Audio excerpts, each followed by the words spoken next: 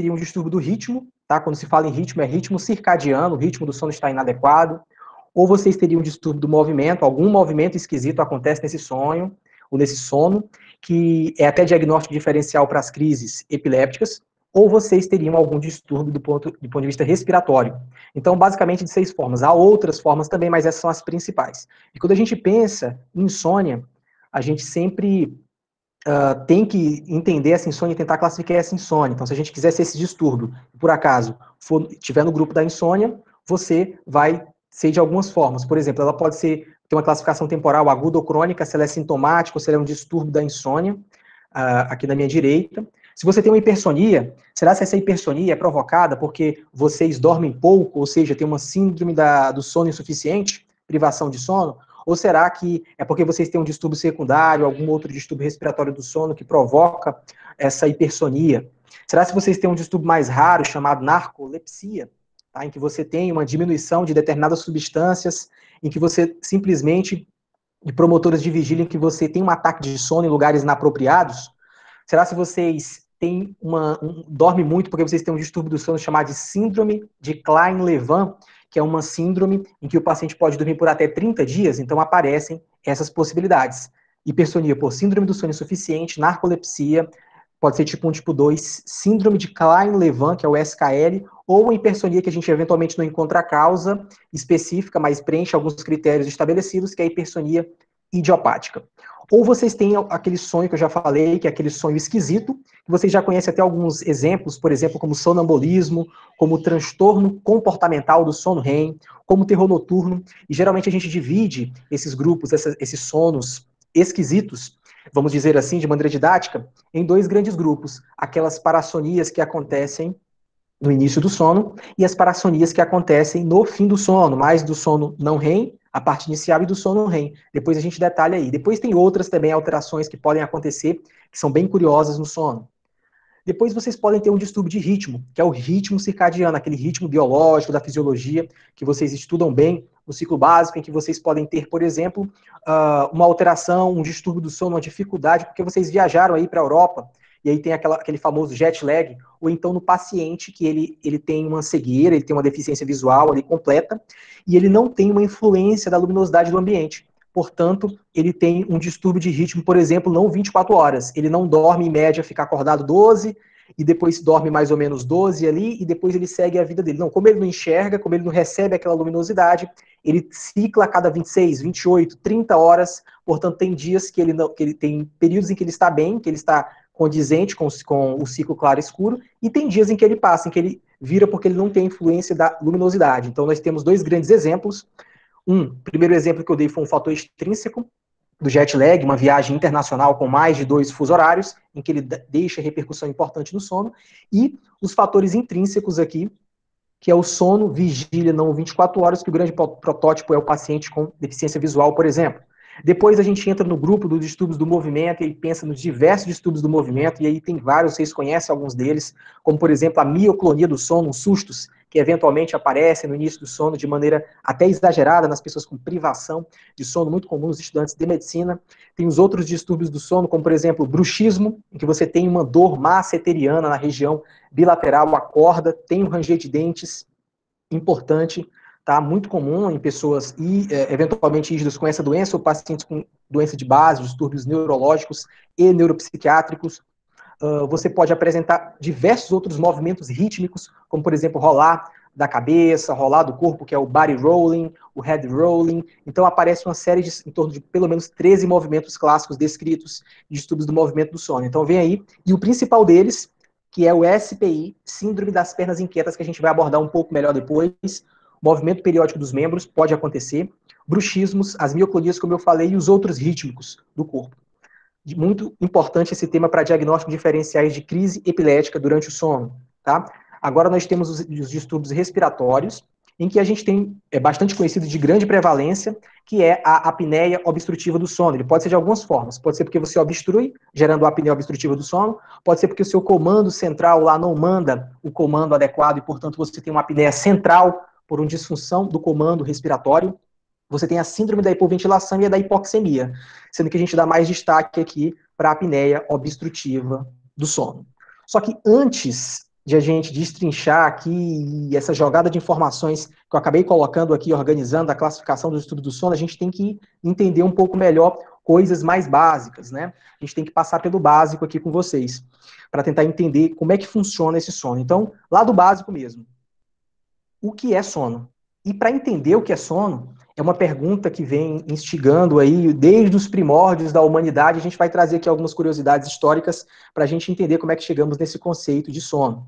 Tá? Então, você observa aqui nessa imagem Hipnos, lá da antiguidade, dormindo, que é considerado o deus do sono, em que ele está dormindo, ele não acorda, tá? E ele dorme aqui no seu castelo escuro, distante, com cortinas pretas, altamente silencioso, um lugar propício para dormir, onde próximo dali tem um rio, com barulho de rio, muito bom, muito agradável para dormir. Ele segura aqui um chifre que diz a mitologia grega que continha ópio, já trazendo a ideia de hipnóticos, drogas hipnóticas, como, por exemplo, os opioides, drogas hipnóticos sedativas. E é interessante saber, não só por curiosidade histórica, mas porque Hipnos, que é o deus do sono, a gente utiliza essa terminologia nas descrições de alguns fenômenos do sono. Então tá aqui o deus do sono, Hipnos, para a gente gravar, e também tem aqui o irmão dele, tá, Morphos, que na verdade é o deus do sonho, o deus do sonho, porque ele se altera de diversas formas e introduz introspecção de sonos, os diferentes sonos. Então isso acabou influenciando várias culturas primitivas, religiões, do ponto de vista até que chegou um pouco da filosofia, trazer um pouco de ciência, antropologia, e a gente chegar no que temos hoje de embasamento e de estudos que vão até adiante. Então aqui a gente tem Morfeu, de Morfo, deus dos sonhos. Em mais ou menos ali 1831, a gente tem alguns pesquisadores ali, a filosofia, descrito na filosofia básica do sono, que começa a se questionar se será que o sono seria algo intermediário entre a vida e a morte? Então começam essas perguntas para tentar entender o que é o sonho, o que é o sono, essas perguntas que vão norteando, que nortearam a humanidade. Então começam a haver esses questionamentos. Tá? Hoje sabemos que tem uma explicação biológica mais plausível. Ou será que o sono, na verdade, é porque nós temos um fluxo sanguíneo, que esse fluxo sanguíneo, ele sai da região cerebral, vai para a região explânica, entérica, e, portanto, com baixo fluxo sanguíneo, a gente fica sonolento e, portanto, dormimos? Ou o inverso, será que a pressão sanguínea aumentada nos vasos cerebrais provocam, então, esse sono? Então, de diversas formas, quer seja da forma inversa, por hipotensão vascular, por hipertensão vascular, eles acabaram surgindo a teoria vascular, que hoje também sabe-se que não corrobora muito a questão da indução do sono. Mas isso foi aventado lá final do século XVIII, início do século XIX. E aqui a gente tem do básico como é que eles foram percebendo isso. Lá da mitologia grega, com o deus do sono, com o deus dos hipnos, deus do sonho, Morfeu, a publicação da filosofia básica do sono e a indagação de um estado intermediário, porém em estado passivo, o sono sempre considerado algo passivo. Você está acordado é algo ativo, você está dormindo é algo passivo. Isso foi defendido por muitos anos. Aqui a teoria vascular, tá? E sempre o questionamento que é sono, como é que isso acontece. Então, passando pela antiguidade, século XIX, até que século XX, fim do século XIX, com mais ênfase no início do século XX, a gente começa a observar a descrição da hipnotoxina, em que os pacientes, eles falam que em que os pesquisadores eles falam que existe uma substância que no sangue que quando ela está aumentada o indivíduo começa a dormir. E isso teve mais evidência no início do século XX, quando alguns pesquisadores eles fizeram experiências, tá, com cães e eles pegavam cães, colocavam os cães para ficar em vigília por muito tempo, quando eles estivessem bem cansados, já no seu ponto próximo de dormir, eles pegavam o sangue desses cães e colocavam no sangue de cães que estavam não sonolentos. E esses outros cães, eles acabavam dormindo. Então, através dessa experiência, eles constataram que realmente há uma hipnotoxina, certo? Que hoje conhecemos como várias substâncias, uma das principais delas, hoje a gente chama de adenosina. Tá? Então, a hipnotoxina ganhando relevância, mas eles não sabiam ainda o nome correto dessa substância através dessa experiência com cães. Até que depois, percorrendo aí o século XX, formou-se a ideia de que os neurônios conduzem eletricidade. E a partir daí, os estudos sobre o sono, eles começaram a ter princípios elétricos. Com esse conceito ali no século XX, começou a ter um avanço, porque eles começaram a colocar eletrodos no calvário do paciente, começou, obviamente, com animais, depois que chegou em humanos, até que, então, um marco muito importante, neurônios conduzindo eletricidade, portanto, sono ainda nessa época em estado passivo, até que em 1929 tem o nascimento da eletroencefalografia, que nada mais é do que o estudo das ondas cerebrais, colocado aqui na superfície craniana, que foi desenvolvida por Hans Berger. Então, em 1929, Hans Berger, ele fez um experimento lá com o seu filho, colocou uns eletrodos na região occipital do seu filho e observou um ritmo na frequência alfa, né, de mais ou menos 8 Hz, que esse ritmo hoje é denominado ritmo de vigília, ritmo dominante posterior de vigília. Então, esse estudo, essa descrição de que na vigília tem um ritmo foi muito importante para o desenvolvimento aí do sono. E vocês percebem que com o passar dos anos foram surgindo diversos e inúmeros estudos. Por exemplo, vocês vêm passando aqui da hipnotoxina, por o Hans Berger ali com a criação do eletroencefalograma, porém sempre sendo considerado um estado passivo, até que alguém, um grande pesquisador, Kleitman, em já 51, ele faz uma experiência, tá? Em que ele percebe que sono não é algo tão passivo assim, porque ele percebe que no estudo, na captação da eletricidade cerebral, havia ondas que se propagavam muito rapidamente. E ele percebeu que isso se devia aos movimentos oculares. Então ele vai fazer um grande trabalho de colocar bebês para dormir. Entendam uma diferença de que bebê, ele dorme, ele tira vários cochilos, o lactente, né, durante o dia, e eles ciclam, eles passam por todas as fases do sono mais facilmente do que o adulto, que precisaria de um estudo de uma noite quase toda para a gente ver as várias fases do sono. Então é mais fácil estudar bebês. Ele fez um trabalho, chamou, obviamente, estudantes, para observar os bebês dormindo. E quando eles fizessem alguma contração ocular, algum movimento ocular, para observar. Então, a partir desses trabalhos, de ficar a noite toda, bebê no escuro, com a lanterna, né, trabalho realmente para estudante, né, os pós-graduandos, os graduandos que estudavam naquela época, eles começaram a observar que tinham períodos em que tinha um movimento ocular, tá? Ele estendeu esse estudo para os adultos, e então eles, depois que observavam a cada 5 minutos se o paciente tinha ou não movimento ocular, tentava abrir o olho do paciente, enfim, era um trabalho imenso, eles acordavam o paciente e perguntavam, e esses pacientes relatavam que estavam sonhando. Então hoje a gente sabe que esses movimentos rápidos dos olhos, que caracterizam o sono REM, na verdade são sonhos bem vívidos. E eles perguntavam para o paciente, quando o paciente tinha movimento ocular lento, eles perguntavam sobre o sonho para os pacientes. E os pacientes não referiam detalhes, referiam sonhos vagos, sonhos sem grande precisão de detalhes. Quando os pacientes tinham um movimento rápido dos olhos, os estudantes perguntavam para o paciente, acordavam o paciente, perguntavam, o que você está sonhando? E ele descrevia aquele sonho vívido, com vários detalhes, em que você acredita que é real. E esse sono, hoje é caracterizado como sono REM. Então, a partir desse conceito de Kleitman em 1851, com a descoberta do sono REM, sabe-se hoje que o sono é algo passivo. Pelo contrário, eles acabaram postulando, Kleitman, que os pacientes, na verdade, no sono REM, eles têm uma alta atividade cerebral, eles apresentam uma alteração, uma irregularidade respiratória importante, e também eles apresentam uma alteração cardíaca importante. E foi postulado, então, o sono REM. Sono não é algo passivo, é algo mais complexo do que isso, até ativo nos pontos que chega na parte profunda do sono REM. Nessa parte aqui, a gente coloca a quantidade e a gama de trabalhos que foram publicados para a gente entender hoje o que acontece no sonho, nos sonos, principalmente, e a maioria dos trabalhos foram publicados principalmente nos últimos 40, 60 anos. Trabalhos mesmo com metodologia científica e de algo significativo para a ciência, né? Então a gente vai tentar trazer um pouco, de maneira bem tranquila, o que foi acumulado aí ao longo do tempo, e alguns conceitos básicos fundamentais para vocês. Certo, então a gente passou aqui essa pergunta do que é sono, e sono nada mais é do que um estado fisiológico necessário, vários animais têm esse comportamento reversível e cíclico.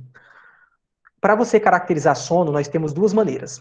A forma comportamental, que é algo que o paciente ele tem uma diminuição desse comportamento, você pode facilmente revertê-lo, diferente do coma, e você tem uma característica de ser cíclico, tá? Ele passa por vários estados e é fisiológico, tá? Aparentemente, esse conceito comportamental ele é observado em vários animais. Temos o conceito também neurofisiológico, que é baseado no estudo dos adultos, certo? Você observa em vários animais esse estado comportamental de sono, que é diferente da hibernação.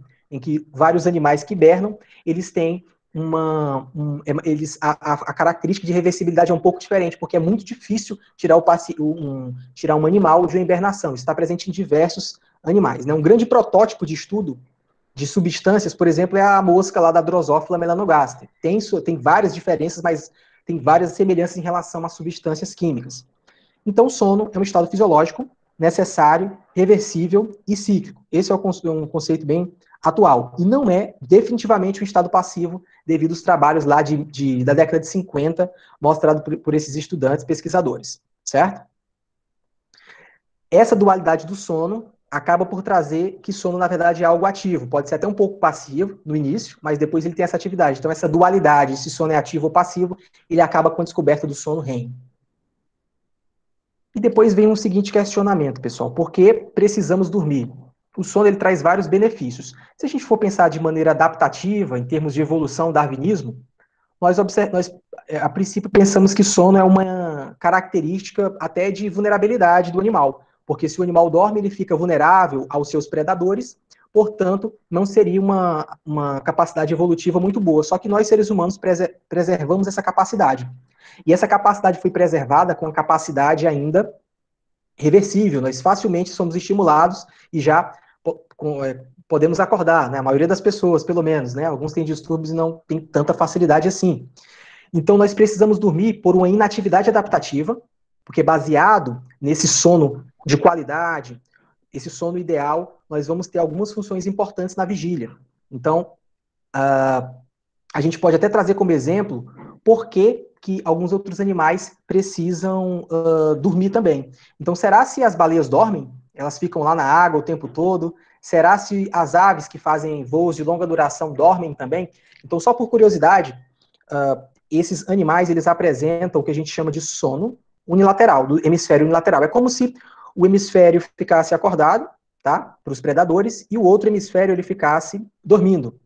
As aves, da mesma forma que fazem as aves de voos de longa duração, que voam meses, né? Então, eles também precisam ter esse descanso, eles têm essa capacidade de sono unilateral. E aqui a gente traz aqui, por exemplo, o golfinho, aqui tem uma secção coronal, tá, do cérebro do golfinho, e aqui a representação cérebro hemisfério esquerdo, né, à direita, e a característica do sono unilateral, tá, desses mamíferos, em que eles conseguem se desligar desses predadores. Eles também têm uma situação comportamental, esses animais, em que eles acabam ficando em bando, fora a capacidade de dormir o hemisfério e manter o outro hemisfério cerebral ativo. Quem fica no centro do bando, quando eles estão em bando, tem a capacidade menor de vigilância, tem a capacidade de dormir, e os outros ficam na região da periferia contra esses predadores que podem aparecer para esses animais. Então, a nível de curiosidade está aí. E aí, do básico, por que nós, seres humanos, precisamos dormir? Então, a gente pode concluir que, na verdade, é uma inatividade adaptativa, é necessário para que nós tenhamos funções como, por exemplo, a atenção, um bom desempenho e diminua até doenças cardiovasculares, doenças, distúrbios do humor, transtornos psiquiátricos que estão muito associados aos distúrbios do sono, comprometimentos cognitivos, como, por exemplo, doença de Alzheimer. Só para vocês terem uma ideia, foram feitos experimentos com alguns animais, colocavam os animais para dormir, tá? E dosavam uma substância, o beta-amiloide.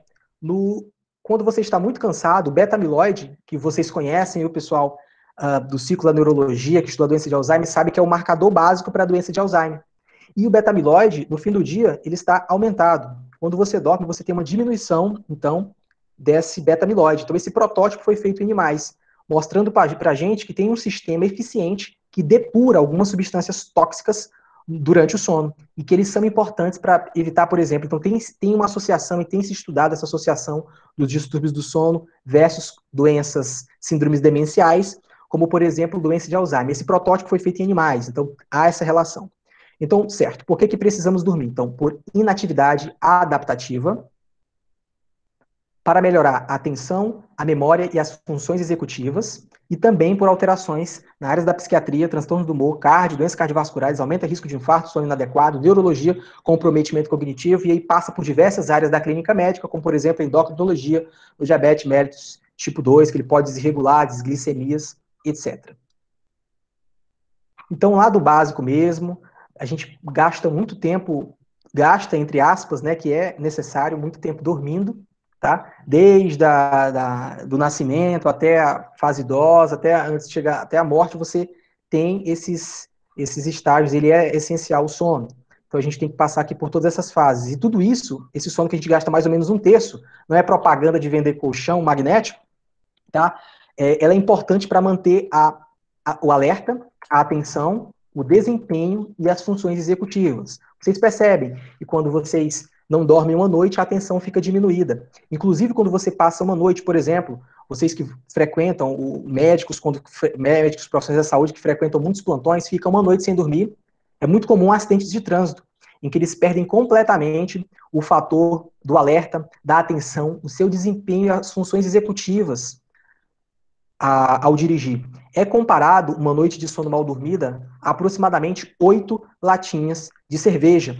Enquanto que latinhas de cerveja você tem a lei seca para mensurar o impacto, para diminuir o acidente de trânsito, porém não há o que mensurar quando o paciente fica sem dormir. E tem uma capacidade cognitiva de atenção, desempenho e função executiva parecido de quem bebe. Para vocês terem uma ideia do quão importante é uma boa qualidade de sono, gerando, nesse caso, prejuízo e acidentes automobilísticos.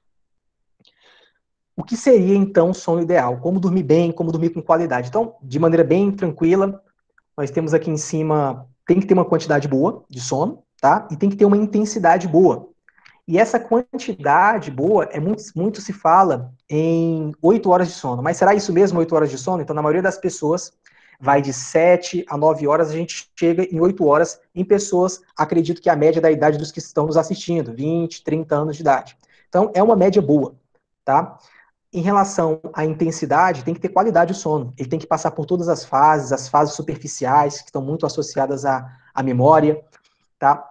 As fases tardias também estão associadas um pouco à memória, e ele tem que ter uma qualidade, uma durabilidade, sem despertares frequentes. Então, são esses dois fatores. Para eu ter o sono ideal, eu tenho que apresentar quantidade e qualidade. Agora, em relação à quantidade, eu coloquei uma interrogação, porque depende muito essa questão da quantidade, tá? Vamos trazer aqui uma tabela para entender qual o sono ideal, por exemplo, para cada faixa etária.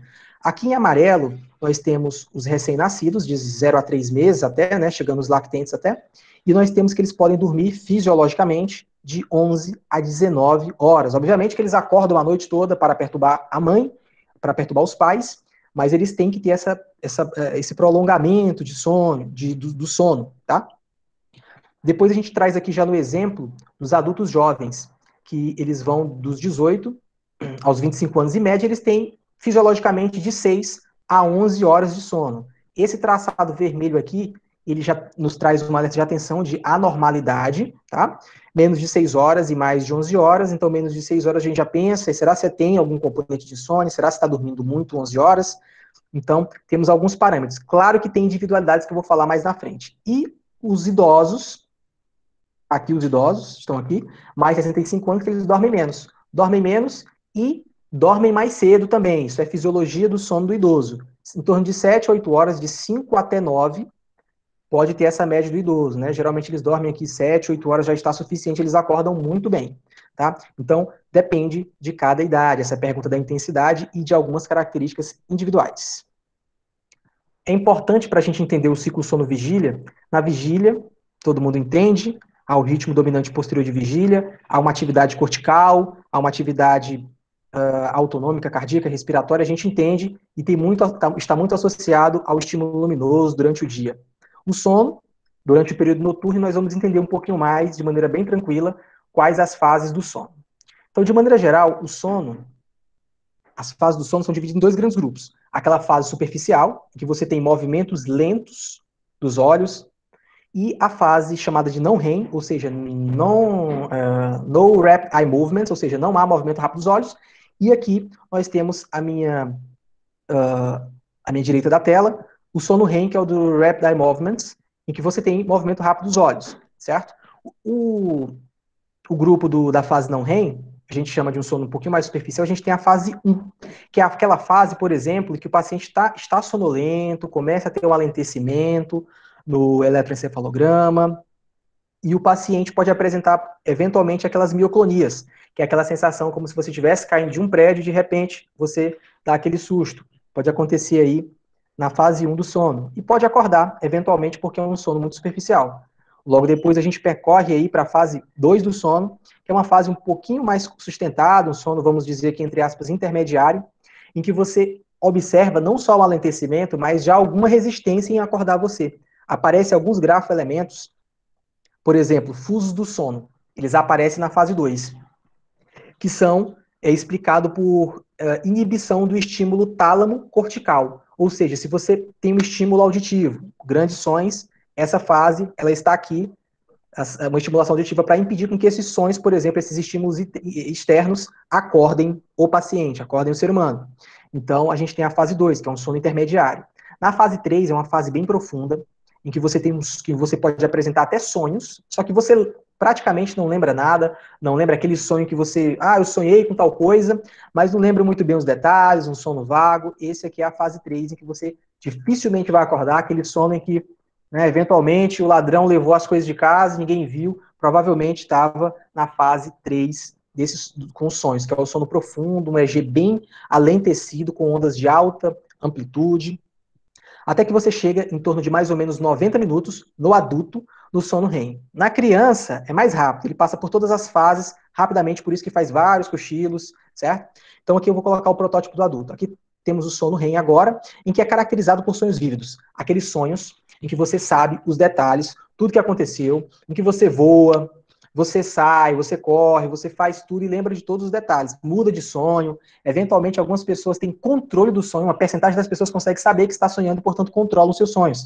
Que é o que a gente chama de sonho lúcido. Isso é muito importante em fases experimentais, tá? E, geralmente, os movimentos rápidos dos olhos são os seus movimentos durante o sonho.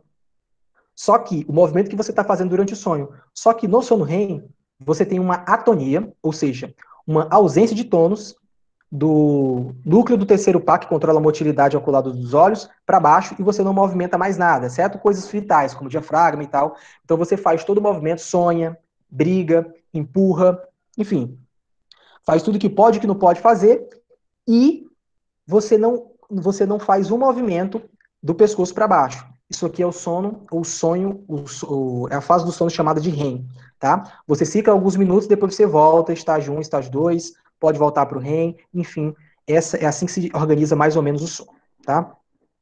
Então, só como exemplo, sem querer trazer grandes dificuldades, só exigindo um pouquinho da concentração de vocês, eu falei que na vigília, nós temos aqui uma polissonografia, tá? Sem querer que vocês laudem ou tenham um entendimento profundo, isso aqui é um trabalho bem extenuante, tem que laudar pelo menos uns 300, 400, para ter uma mão boa de laudo.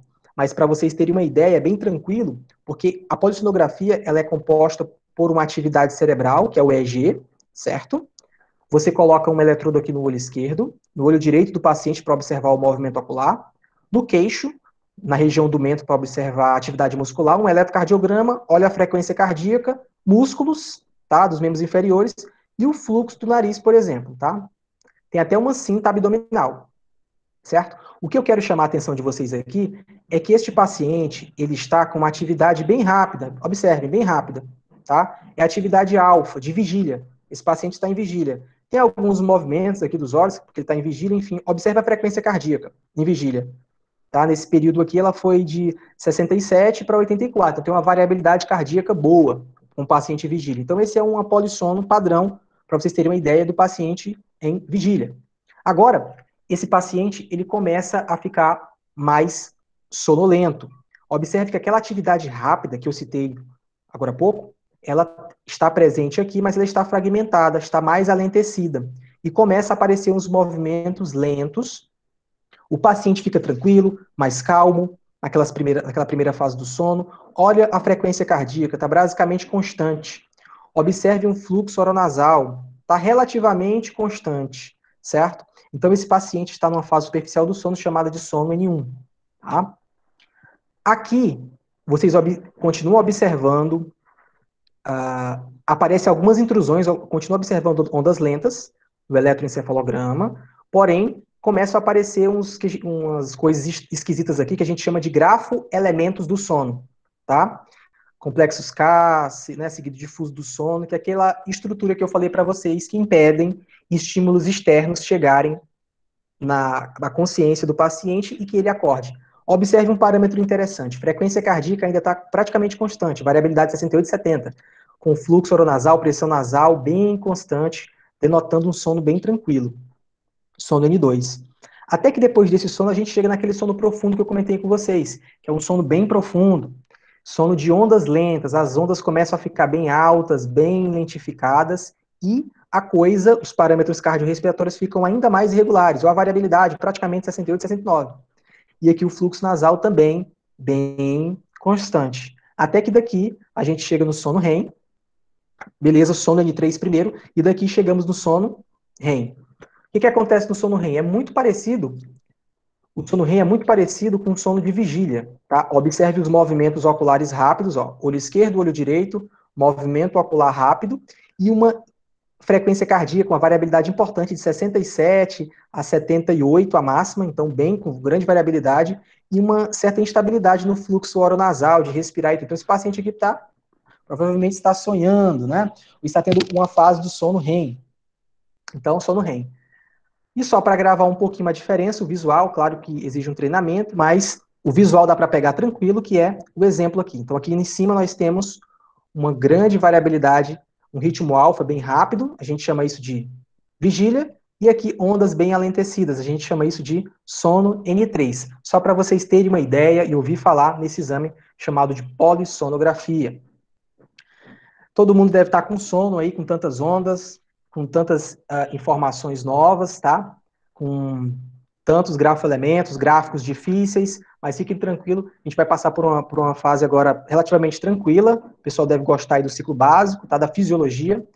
Então, voltando, o que a gente tinha começado no início da aula, né? Se a gente quisesse, se eu quisesse ser um distúrbio do sono, eu posso ser de 6 formas, ou eu posso ser através de insônia, hipersonia, ritmo, movimento, sono esquisito, parassonia ou distúrbio respiratório, tá? Porém, para entender esses distúrbios, nós temos que entender um pouquinho de como é que funciona essas substâncias que fazem com que a gente dorme, tá? A gente chama isso de neurobiologia do sono. A gente tem que entender como é que faz uma anamnese do sono. O paciente chegou com um queixo de sono, como é que eu avalio, tá? Então, tem alguma diferença na anamnese do sono? Como é que tem um exame físico específico do paciente com distúrbio do sono? Então, tudo isso foi necessário até montar uma especialidade chamada de medicina do sono, que ela passa pela pneumologia, pela psiquiatria, pela pediatria, enfim, é uma especialidade bem complexa e bem completa do ponto de vista de estudos do sono, né? Então, a gente vai apagar agora essa parte aqui, vamos entender um pouco desses três tópicos. Eu vou me ater mais à neurobiologia do sono, às substâncias. A anamnese você já conhece, muitos de vocês da área médica já têm esse conhecimento da anamnese, das outras áreas também, e não é muito diferente do que a gente já faz. Só que tem algumas peculiaridades. Fora o que já fazemos, queixa principal, história, antecedentes e tudo, a gente faz algumas perguntinhas, como, por exemplo, rotina do sono. Que horas você vai para a cama? Que horas você dorme? Porque ir para a cama é diferente de dormir, pode ficar enrolando no celular. Que hora o paciente acorda? Se ele desperta para ir ao banheiro, porque, por exemplo, pode ser um paciente com diabetes mellitus tipo 2, poliúria, que acorda várias vezes para ir ao banheiro, tá? Pode ser um paciente que acorda muito cedo, então que hora que o paciente acorda? Qual o horário que esse paciente, o que ele faz de manhã? O que ele toma? Ele faz atividade física à noite? Ele toma muito café, toma o café o dia todo? É aquele senhorzinho, o senhor que ele chega no consultório, dorme, faz vários cochilos durante o dia, chega à noite dizendo que não está dormindo, trocando o dia pela noite. Então, essas perguntas básicas. Até aplicação de algumas escalas para ver o que acontece, né? Até vídeos que o paciente às vezes traz. Então, essas são as peculiaridades.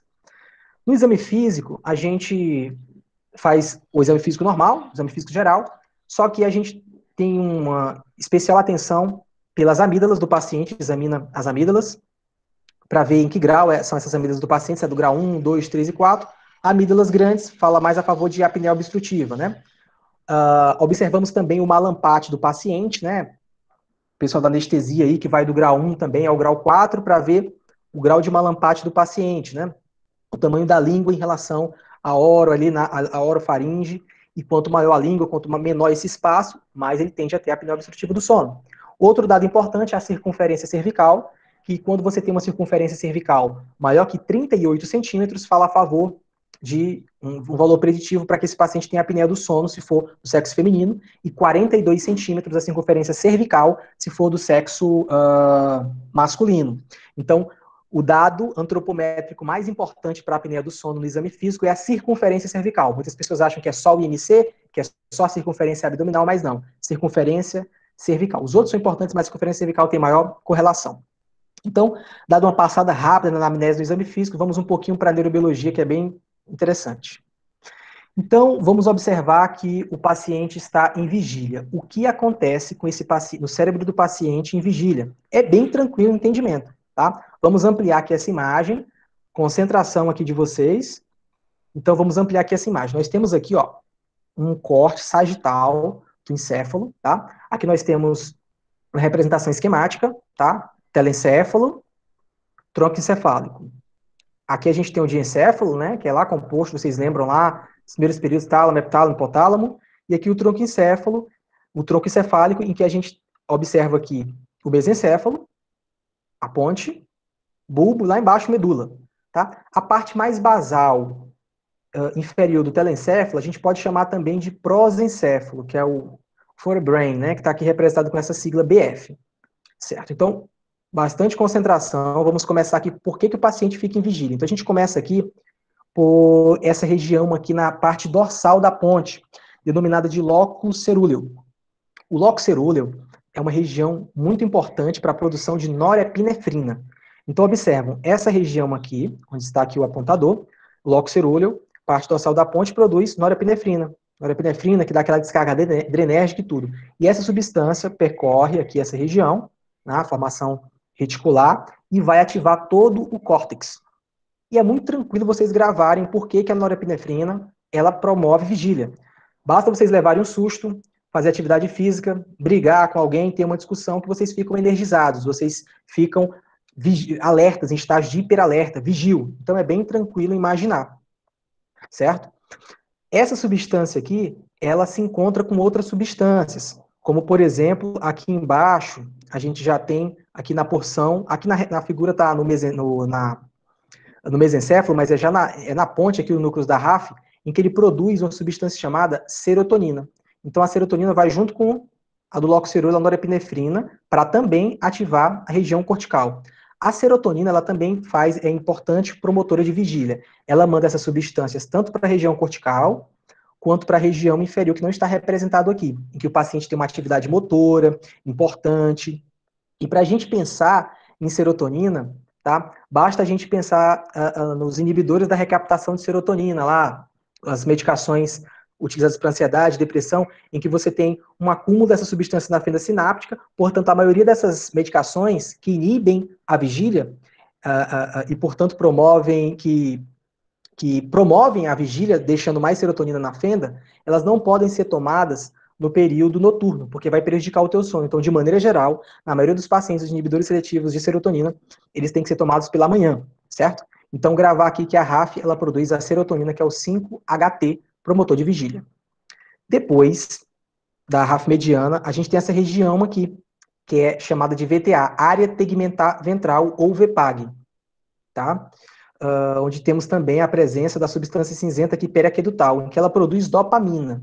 A dopamina também manda tanto a ativação para cima, para a região cortical, quanto para a região inferior, que são importantes para os movimentos. A dopamina, vocês lembram aí, quem já teve aula da doença de Parkinson, quanto a dopamina é importante para fazer um movimento eficaz, um movimento efetivo, sem ficar travando.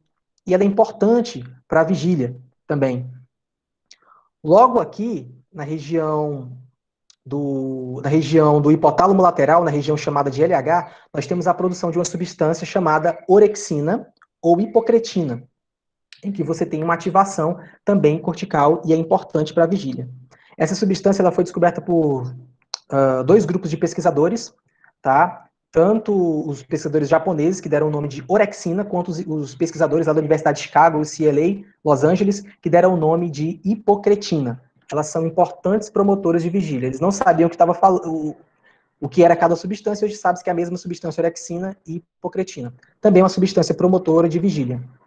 Se você destrói essa região aqui, que é o hipotálamo lateral, você pode ter uma doença, que é um paciente que dorme muito, como, por exemplo, que eu vou falar mais na frente, que é a narcolepsia.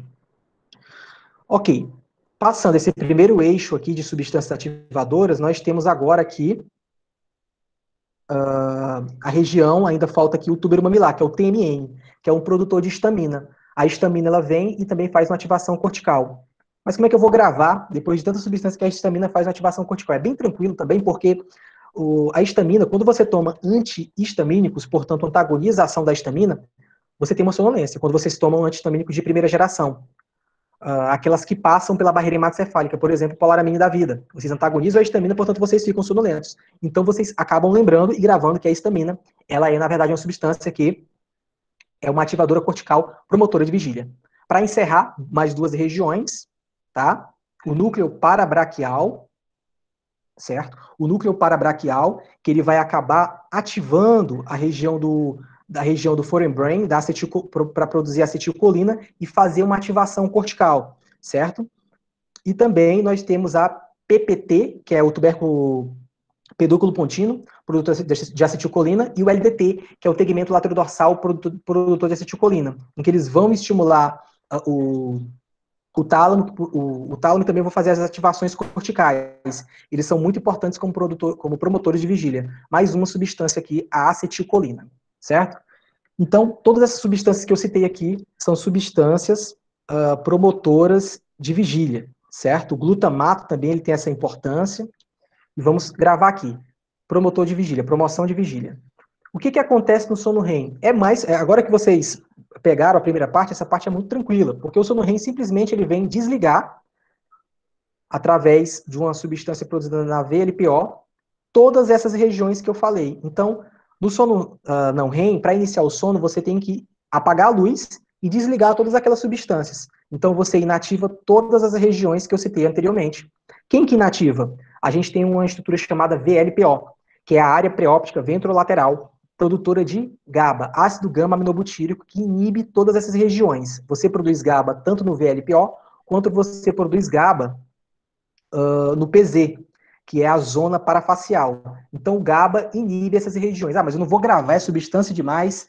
Grave pelo menos o GABA, porque GABA, B de inibitório, ela inibe, portanto você dorme. Então, as substâncias GABAérgicas, o GABA, ele inibe tudo e você simplesmente dorme.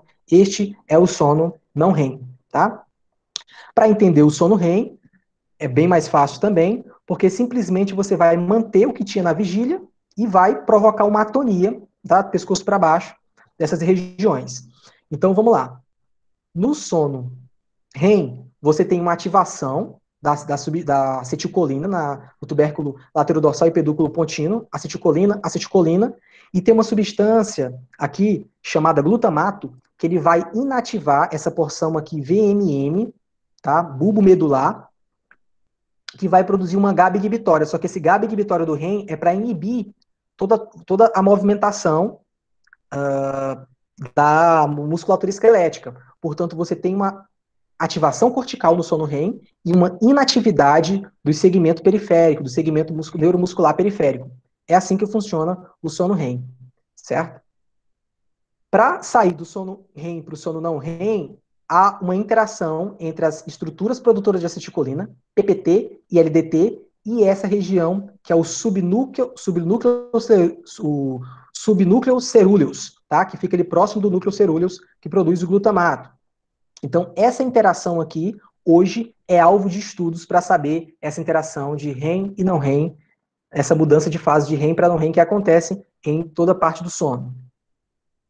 Sono REM. Só que é o seguinte, professor, eu não entendi nada, dormi, tenho até um pouco de déficit de atenção, se falasse um pouco mais devagar até eu entenderia, mas aí mais uma chance para quem dormiu, acorda agora, tá?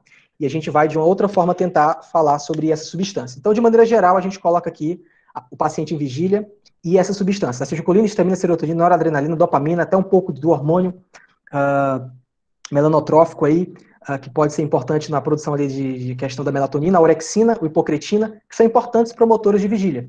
E aí vocês têm essas substâncias aqui, uma série de substâncias, até que chegam no sono não REM, e chega o GABA-B de inibitório, que inibe todos os outros núcleos, e você tem o GABA para inibir o córtex, que é produzido lá naquela área que tem que gravar preótica ventrolateral. É um único nome estranho que é bom gravar, que é a VL, pelo menos chamar de VLPO. E depois você tem o sono REM, em que o que acontece no sono REM? uma repetição, um repeteco de substâncias, algumas substâncias que se repetem na vigília, tá? Com destaque aqui para acetilcolina e para o glutamato, aqui tem glutamato também. Alguns trabalhos colocam até que o glutamato é mais ativo no sono REM, só que o glutamato aqui, ele ativa o córtex e ele estimula aquele centro para inibir a motricidade do tronco. Através, lembre-se, do GABA, mas esse GABA no sono REM, ele inibe só a motricidade aqui do núcleo do terceiro para baixo, ali. O núcleo do terceiro fica no colículo superior, no colículo inferior para baixo ali nada acontece, né? Ainda pega o sexto ali dos núcleos da motilidade ocular extrínseca, na verdade, para baixo, ali não acontece mais nada, tá? Então é assim que funciona o sono REM. Mas mesmo assim eu ainda não entendi. Então aqui uma terceira chance. Vamos imaginar aqui que nós temos aqui o VLPO, que o VLPO é uma tomada que produz GABA e que inibe todos os outros núcleos que eu falei promotores de vigília. Então tem que vir alguém para apagar essa tomada. Se apagar a VLPO, o paciente dorme, certo? Se acender a luz, ativa a parte de vigília. É o que os pesquisadores chamam de interruptor do sono. Sistema de vigília, sistema de sono. E para ativar o VLPO, você ativa o sono porque produz GABA. Então, bem tranquilo. Resumindo, concluindo agora a neurobiologia do sono, aqui nós temos na esquerda da tela, a acetilcolina, histamina, serotonina, noradrenalina, dopamina, MCH, orexina e até o glutamato, e o GABA, em que eles ficam em uma balança. Quando a balança pesa para um lado, nós temos vigília, quando a balança pesa para o outro lado, nós temos o sono. Só que tem que ter alguma coisa para descompensar essa balança, tem que ter alguma coisa para chegar nesse interruptor e tocar. E é interessante porque quando nós estamos fazendo nossas atividades do dia a dia, a gente começa de manhã no ritmo, alguns no ritmo bom, outros no ritmo nem tão bom, e eventualmente você vai desacelerando, desacelerando, desacelerando, até você ficar com bastante sono, pressão de sono, e você vai gastando energia. E quando a gente produz energia e gasta energia, a gente tem que produzir ATP, que é o trifosfato de adenosina. Portanto, e vai formando o ADP, que é o difosfato de adenosina, todo mundo lembra aí das bioquímicas aí do ciclo básico, tá? Portanto, a gente vai produzindo um subproduto chamado adenosina, que vai se acumulando. Vamos chamar isso de lixo. A gente vai produzindo várias substâncias que são consideradas como lixo. Dentre as principais temos a adenosina. Então a gente tem aqui, vamos relembrar aqui, VLPO, tá? Tendo esse interruptor, portanto nós temos que desligar esse interruptor e provocar o sono. Como é que isso acontece? Com essa substância adenosina. Então a gente tem aqui a adenosina, vamos gastando energia ao longo do tempo. E a adenosina pode chegar nesse nível. Então, aqui a gente tem o início dos níveis de adenosina na nossa corrente sanguínea.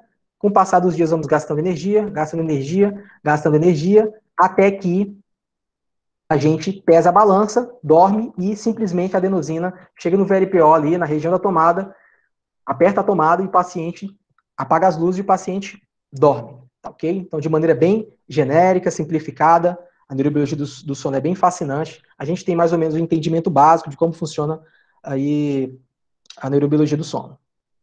Agora parem um pouco, né? Todo mundo com café preparado, vai tomar um café, certo? Para ficar mais acordado. E quando você toma café, o que acontece? O café, ele é um antagonista da adenosina. Então você consegue inibir um pouco o efeito da adenosina. Só que depois passa o efeito do café e você fica com mais adenosina, porque você trabalhou mais, e a pressão de sono vai até que você dorme. Em algumas pessoas mais, algumas pessoas menos. Então vamos tomar um café para dar prosseguimento aqui na aula. Um exemplo aqui do polaramine, um antihistamínico, em que os antihistamínicos de primeira geração, só para lembrar, eles antagonizam a histamina, portanto a histamina é um promotor de vigília, só para a gente lembrar dessas substâncias e ilustrar aqui para vocês. Ok, dá uma relaxada aí de tanta substância, tanta informação, tá? E aí nós temos aqui Recife, uma imagem boa e bonita para se lembrar. Em breve todo mundo vai estar viajando aí, estamos em época de pandemia, e vamos continuar aqui os estudos do sono. Então aqui a gente tem a insônia. Vamos começar falando então desse conceito e da insônia, a dificuldade que o paciente tem para dormir. O que é insônia? Então, bem tranquilo, é uma dificuldade em iniciar, manter ou você acorda mais cedo do que o desejado. Então aqui a gente tem dificuldade em iniciar, manter, acordar cedo, sendo que esse iniciar a gente pode cronometrar. Nós podemos cronometrar. Por exemplo, até em quantos minutos o paciente pode iniciar o sono e pode ser considerado normal.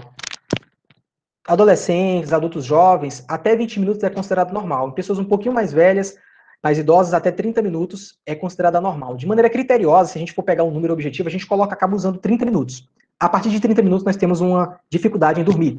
Então, coloca 30 minutos. Manter, a gente vai usar também 30 minutos, ou seja, se você acorda 3 vezes durante a noite, a somatória das vezes dá mais de 30 minutos, você está tendo dificuldade, pode entrar no critério de insônia. ou se você acorda 30 minutos do horário previsto.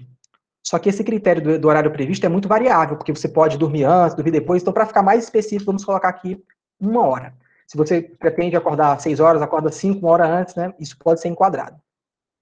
Então, você juntando dificuldade de iniciar, manter, acordar cedo, acordar muito cedo em relação à hora prevista, mas, e aí temos as reticências, uma repercussão durante o teu dia, você tem uma repercussão, você tem uma dificuldade de atenção, sonolência, algum transtorno associado do humor, algum transtorno psiquiátrico, como comórbido, nós percebemos que esse paciente vai se enquadrar no critério de insônia, tá? Então não basta você ter os critérios, eu demoro para dormir, ou eu acordei muito cedo, mas como é que você tá? Estou bem 100%. Então você não tem insônia, tá? Então você não apresenta insônia, você tem que ter a repercussão no seu dia a dia. Simplesmente tem pessoas que dormem 5 horas por dia, 4 horas por dia e ficam muito bem no dia seguinte. Esses pacientes têm insônia? Não. Esses pacientes podem até ser dormidor curto, que é uma dádiva. Você dorme pouco e fica muito bem no dia seguinte, não tem nenhuma repercussão. Então, mais do que até os critérios, é entender o contexto, certo? Então, uma vez definido insônia, nós vamos classificá-la. E a classificação é bem tranquila, porque a classificação pode ser quanto à própria definição que eu falei, pode ser quanto ao tempo de insônia e pode ser quanto à causa e etiologia dessa insônia. Então, em relação à definição, é bem tranquilo, porque a gente até sabe, tá? Então, temos aqui definição, tempo e causa. Em relação à definição, é bem tranquilo, porque a insônia ela pode ser inicial, se for no início do sono, dificuldade de dormir, manutenção, e terminal, se for mais no fim do sono. Tem importância isso para a gente, saber se é inicial, de manutenção ou final? Até tem, porque se o transtorno do sono é mais inicial, eu posso até pensar, em um primeiro momento, em já perguntar para o paciente e começar a investigar ansiedade, para até chamar o psiquiatra, para ver se esse paciente não tem um transtorno de ansiedade associado. Porque o paciente com ansiedade, ele antecipa coisas, ele rumina durante a noite, ele fica com pensamentos repetitivos, portanto pode prolongar esse sono. Então é muito comumente associado a um transtorno de ansiedade. Em relação à manutenção, eu peço diversas doenças, tanto as de ansiedade quanto outras, e aí entra o mundo da apneia do sono e tal, outras possibilidades diagnósticas. Em relação à terminal, é aquele paciente, ele até dorme bem, mas ele acorda muito cedo e fica olhando para o nada, né? Tem até aquela figura, o meme lá de Narcos, sentado ali na cadeira olhando para o nada, acorda cedo, eventualmente pode estar escuro, e você olhando para o nada. É muito comum dos pacientes com transtorno depressivo maior. Então, pacientes com transtorno depressivo maior têm que acender a luz para uma insônia terminal. Em relação ao tempo, nós temos, é muito tranquilo, porque se essa dificuldade para insônia, quer seja inicial, manutenção ou terminal, com esses critérios, tem repercussão durante o dia e ela dura menos ou mais de 3 meses, eu tenho a insônia que pode ser aguda, se durar menos de 3 meses, e crônica, se durar mais de 3 meses. Em relação à causa, ela pode ser sintomática ou não, isso é uma definição aí, temos alterações ao longo dos tempos, os pesquisadores vão mudando, atualmente o distúrbio, a insônia é mais algo comórbido do que ter uma causa específica, e hoje a gente opta por atuar mais com identificar os componentes do sono. Por exemplo, é uma insônia em que o paciente está associado a um luto, ou seja, uma insônia de ajustamento, associada a um ajustamento. É uma insônia de uma criança birrenta que não quer ir para a cama porque tem que rodar 2 horas com o carro para ela ir para a cama. Então, é uma má adaptação ao sono. Tem que ter toda uma rotina para ela ir ao sono e ela foi má adaptada a isso. Então, você vai identificando isso. É um transtorno de ansiedade, é um transtorno depressivo, é uma apneia que a gente vai tratar, a apneia o paciente vai ficar relativamente um pouco melhor. Então, você tem que identificar componentes que classificam que alguma causa ou comórbido do sono desse paciente. Mas, assim, resumidamente, na avaliação, a gente tem que procurar basicamente 3 coisas. Faz a avaliação detalhada, mas de maneira geral é se o paciente tem os 3 P's. Tem algum fator predisponente para esse paciente? É um paciente obeso que tem propensão a ter uma apneia do sono? É um paciente que já tem história familiar de transtorno depressivo, por exemplo? É um paciente que tem alguma outra doença comórbida? Esse paciente tem um fator precipitante? Terminou o namoro agora e não está dormindo por isso? Luto e por conta disso não está dormindo? Alguma preocupação excessiva no trabalho, algo que vai acontecer de importante? Então é um fator precipitante. E o fator perpetuante, que é o fator que vai trabalhar em cima dos fatores precipitantes e predisponentes e, portanto, vão cronificar a insônia que fica de não tão fácil tratamento assim. Então, de maneira geral, o tratamento, de maneira bem sucinta, nós temos aqui o tratamento, ele depende, tá? É uma insônia. O tratamento pode ser não medicamentoso e pode ser medicamentoso. Se for medicamentoso, a gente tem aquela série de drogas, tá? Que podem ser utilizadas, como, por exemplo, os benzodiazepínicos, que depende do grau. Na insônia aguda, você comumente pode usar medicações com tempo de iniciar, manter e retirar a medicação. Na insônia crônica, a maioria dos trabalhos mostram que, de maneira geral, a terapia cognitivo comportamental, que eu nem gosto de chamar assim, eu gosto de chamar tratamento cognitivo comportamental, porque terapia já traz ineficácia na cabeça do paciente, então é tratamento cognitivo comportamental, eles são até mais eficazes do que as medicações, né? Então, de medicamento a gente tem para utilizar uma gama de medicamentos que depende do perfil e da comorbidade desse paciente, pode ser os benzodiazepínicos com início, término e fim, cuidado com os pacientes viciados aí, os pacientes que acabam fazendo, na verdade, abuso de benzodiazepínico, as drogas ex, que inclui o Zolpidem, os antipsicóticos nos pacientes muito agitados, com alterações comportamentais, nós temos algumas outras substâncias hipnóticas, como os antidepressivos, antihistamínicos, enfim, entra uma gama de substâncias, tá? Os antidepressivos tricíclicos que entram aqui nessa região, tá? Pelo efeito antihistamínico também, como por exemplo a amitriptilina, nortriptilina, mas tem que ter cuidado, porque, enfim, está associado com questão de cognição. Então, o ambulatório de sono é um ambulatório que a gente menos usa indutores do sono, por incrível que pareça. Da insônia crônica, a gente trabalha mais o não medicamentoso aqui desse lado, tá? Até vou apagar as medicações, e a gente trabalha mais o TCC, tratamento cognitivo comportamental. O termo correto é terapia, mas a gente fala tratamento porque o paciente já chega com, vamos encaminhar você aqui para uma terapia, já vai, não quero um comprimido que faça o milagre para eu dormir todos os dias. Então você tem que fazer o tratamento, quem faz isso é um neuropsicólogo, um psicólogo e neuropsicólogo geralmente, há alguns médicos do sono que fazem também, mas geralmente quem tem a habilidade de fazer realmente a neuropsicologia, o tratamento cognitivo comportamental, que para vários casos, e que você não tem outra causa subjacente maior de condição médica, eles conseguem pegar aquela pressão de sono, concentrar na noite e o paciente ter uma boa qualidade de sono. E a higiene do sono é algo que deve ser recomendada para todos os pacientes. Tá? Todos os pacientes devem fazer a higiene do sono. O que é isso? Né? É você limpar e tirar tudo aquilo, como foi descrito lá num dos primeiros slides que eu coloquei, que foi o deus do sono Hípinos dormindo. Conceito lá da Grécia. Com cortinas escuras, um som bem silencioso, um ambiente silencioso. Então a gente vai trabalhar com a higiene do sono, que é a principal recomendação. Para todos os pacientes, os clínicos gerais, na primeira abordagem, já podem recomendar a higiene do sono, que por vezes melhoram bem ou evitam até o aumento das medicações.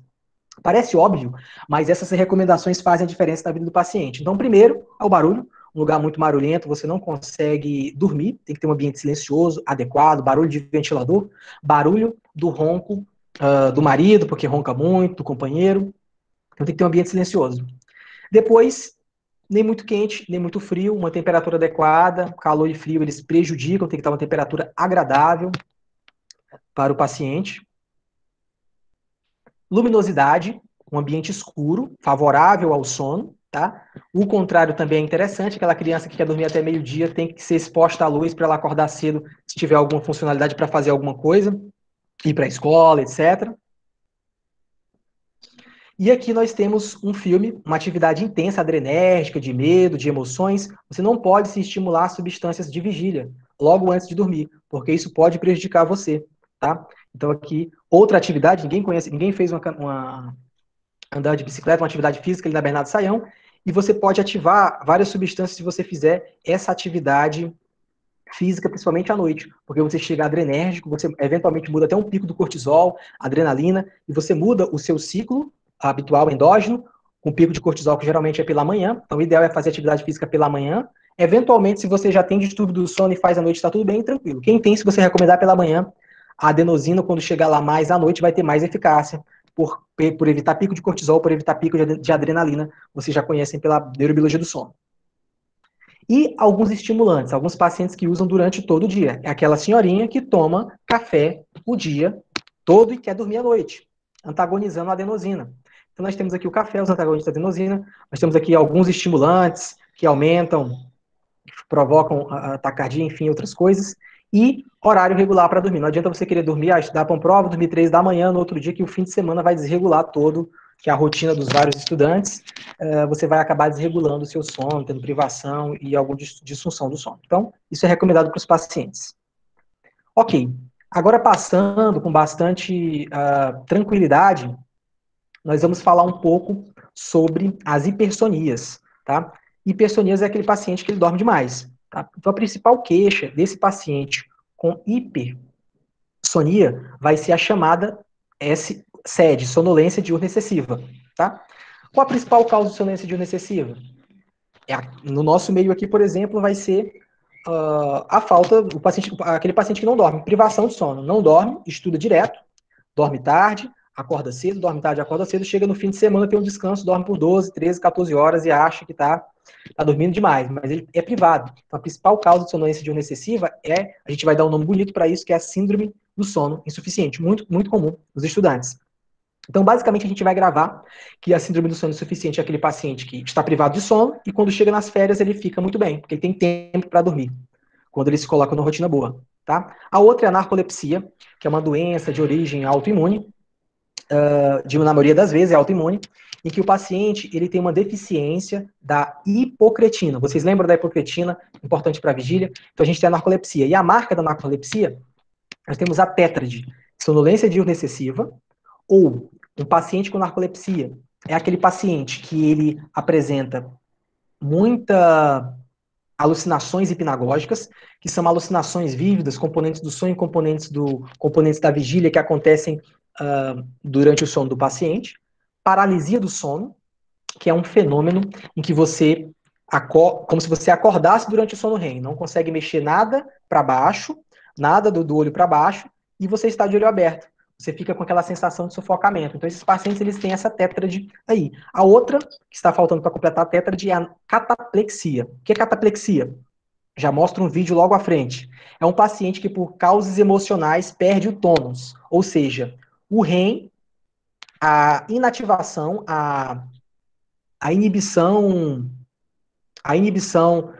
do tônus motor do REM, ela acontece durante a vigília, geralmente desencadeada por sorrir muito, por emoções fortes. Então você perde o tônus e cai, e está acordado. Tá? Então a gente tem a tétrade. E a próxima doença que é a síndrome de Klein-Levin, que simplesmente é um paciente em que ele dorme, pode dormir por até 30 dias. Certo? E quando acorda, ele quer fazer o que é mais de primitivo. Síndrome de Klein-Levin, o paciente ele acorda para comer, ele acorda para ter hipersexualidade, para falar besteira coprolalia, e é um paciente que dorme bastante. Quando acorda, ele tem um alto grau de irritabilidade. Tá?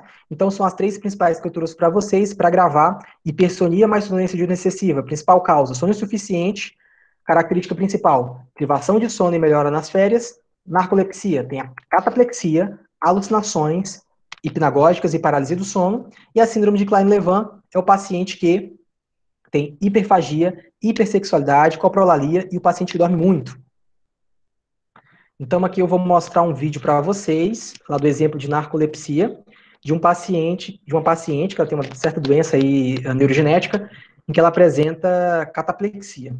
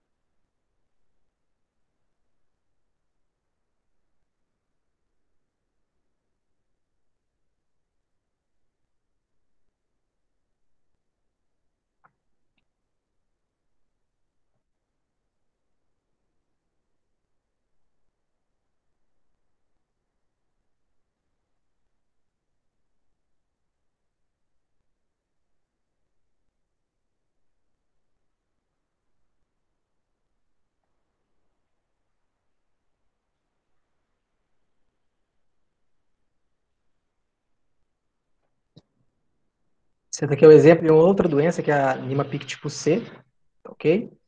E um exemplo clássico de cataplexia gelástica, ou seja, estimulada pelo riso. E perde o tônus muscular. Então, cataplexia. Outra característica da narcolepsia, uma doença curiosa, é a paralisia do sono. Observem que há várias descrições, várias pinturas, várias obras descrevendo a sensação de que é um paciente que apresenta paralisia do sono. Alguns de vocês já apresentaram. Somente adolescentes com grande privação de sono, isso pode acontecer também. Tá? Quando ela é muito recorrente, a gente pode pensar na possibilidade de narcolepsia. Eventualmente pode acontecer isoladamente com algumas pessoas de maneira normal, não se preocupem. Então nós temos aqui o paciente que abre os olhos no momento do sono REM.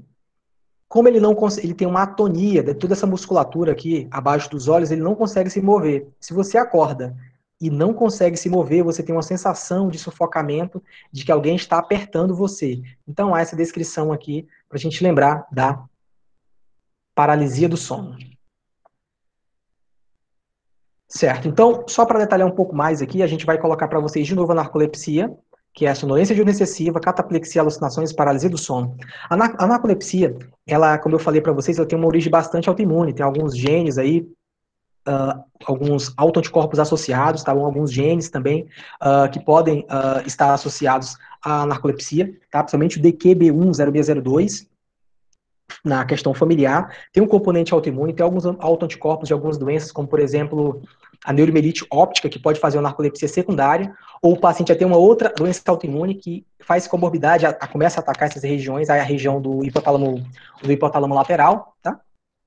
E a gente tem aqui a cataplexia, alucinações e paralisia do sono. Tem dois tipos de narcolepsia. Temos a narcolepsia tipo 1 e a narcolepsia tipo 2. A tipo 1, ela tem cataplexia, aquele fenômeno que eu mostrei no vídeo atrás, o vídeo passado, e a tipo 2 é que o paciente não tem cataplexia. Então, como é que a gente diferencia, né? A tipo 1 tem cataplexia, ok, e a tipo 1, ela é marcada, caracterizada pela baixa hipocretina no líquido em todos os pacientes, tá? A hipocretina fica baixa, você pode dosar. Então, para você fazer o diagnóstico de narcolepsia, esse paciente ele tem que ter essas queixas e tudo, tá? Você tem que documentar essa narcolepsia.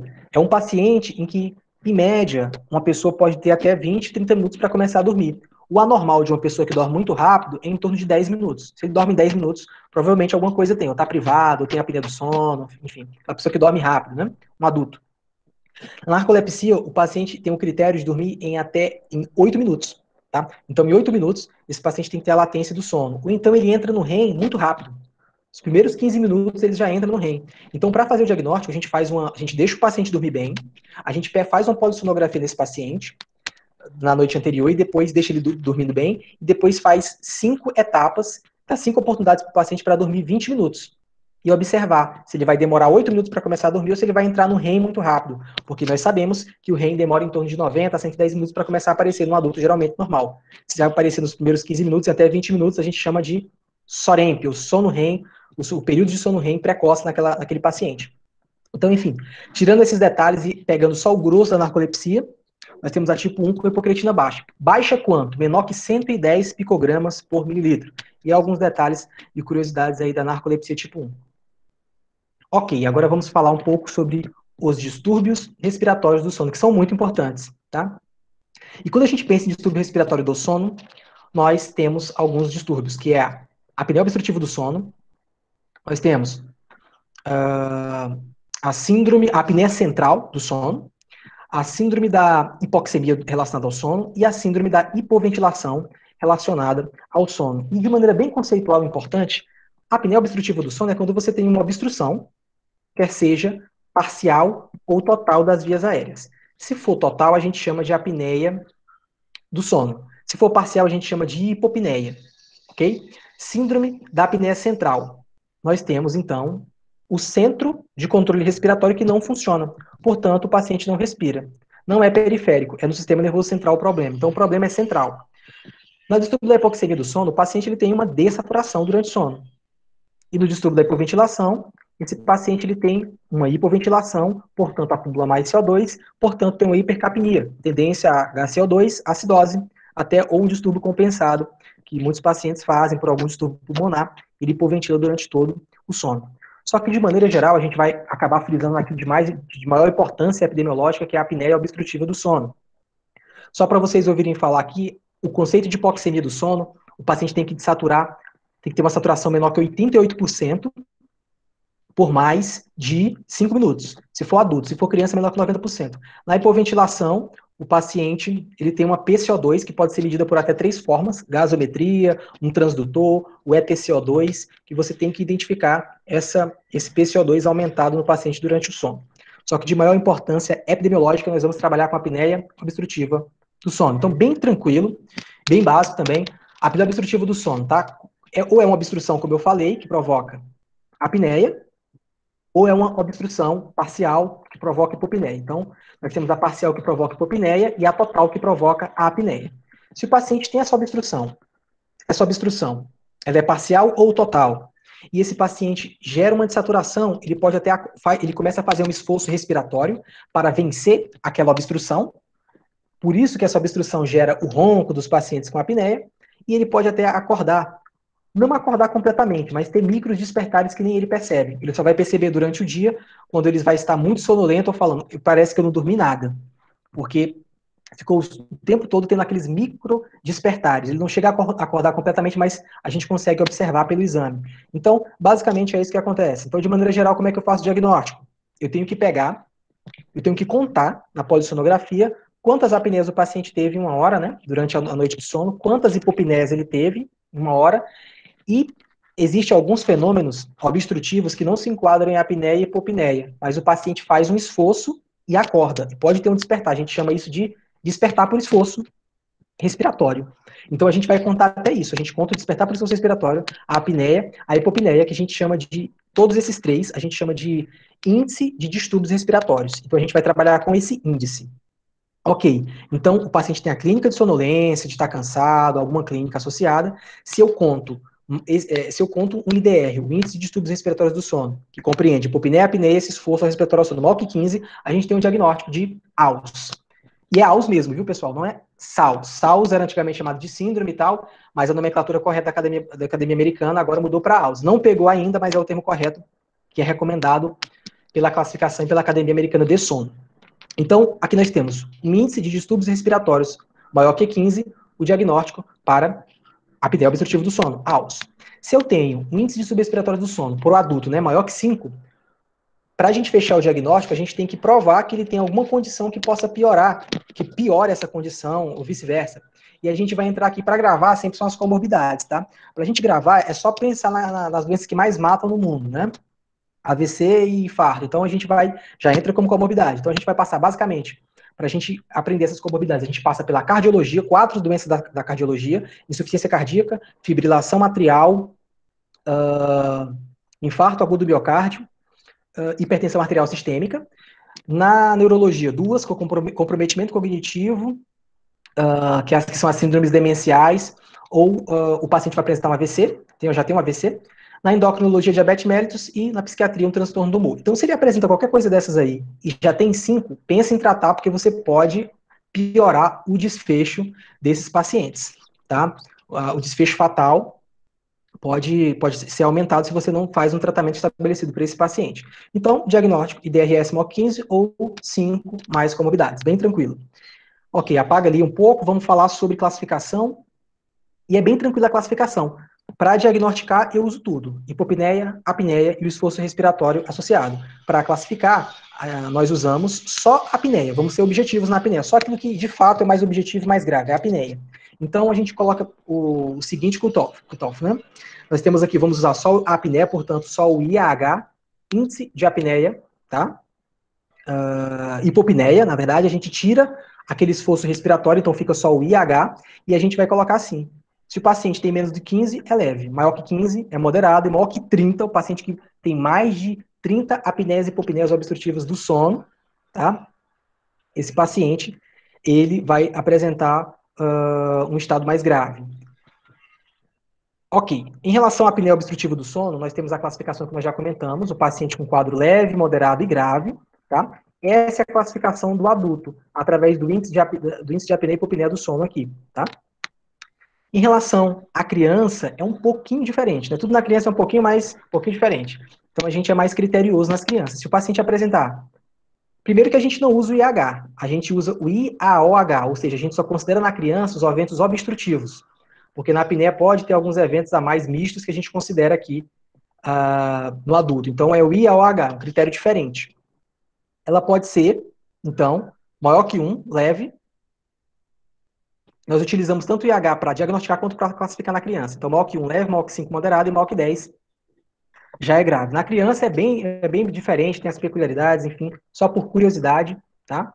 E o tratamento depende, tá? É leve, essa apneia, essa AUS do paciente é leve, então é posicional, ou seja, o paciente só ronca se ficar em decúbito ventral e é leve, a gente pode até tentar algumas coisas, colocar um pijama de bolinha, para o paciente costurar uma bola, colocar no pijaminha, e ele perceber quando ficar em decúbito dorsal, ou usar o Side Sleep Pro, que é um travesseiro específico para você dormir, você consegue colocar a mão pelo travesseiro e ficar em decúbito lateral, portanto evitar com que você fique muito em decúbito ventral, que é posicional, mas é utilizado só para os casos leves. Se não for posicional, se ele ronca qualquer parte, de qualquer posição, então você pensa na possibilidade do aparelho intraoral, para anteriorizar um pouco a mandíbula, anteriorizar a língua, enfim, a arcada, e você ter uma abertura dessa via aérea, ou pacientes com roncos isolados, pode ser feita a terapia miofuncional. Vocês já podem ter visto em alguns documentários, aquele paciente que teve um ronco leve,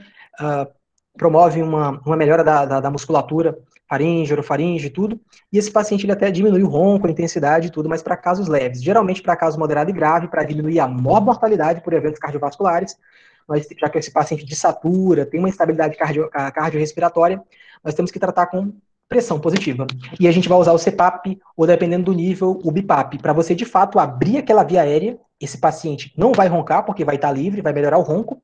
É um aparelho bem silencioso que você utiliza, e você vai diminuir a apneia desse paciente durante o sono. Portanto, você tende a aumentar, principalmente dos pacientes graves, o prognóstico de vida, se ele tem doença cardiovascular, etc. O quão importante é isso. Ok. Vamos agora, estamos chegando já próximo da parte final, a gente tem agora as parassonias, e para resumir as parassonias, nós temos dois grandes tipos, que são aqueles sonhos esquisitos que você apresenta, os sonos esquisitos, as coisas estranhas que acontecem. Parassonia é definida como componentes da vigília se misturando a componentes do sono. Então são coisas que habitualmente você faz na vigília, mas você está dormindo. Então isso chama muita atenção e pode gerar muita preocupação, porque é muito frequente na pediatria, na neuropediatria. Então aqui do meu lado esquerdo nós temos o sono não REM, mais uma vez, e o sono REM. Então nós temos as parassonias do sono não REM e do sono REM. Do sono não REM a gente acontece no terço inicial da noite, o paciente não lembra geralmente do que aconteceu, e ele pode ter algumas vocalizações. No REM, ele acontece no terço final, tá? O REM é mais comum no terço final. O paciente lembra com detalhe do que aconteceu. Por exemplo, os grandes sonhos vívidos, né? Terror, que acontece no sono REM, por exemplo, terror noturno. E o paciente também pode ter alguma vocalização e acaba não diferenciando tanto, mas tem menos vocalização, tá?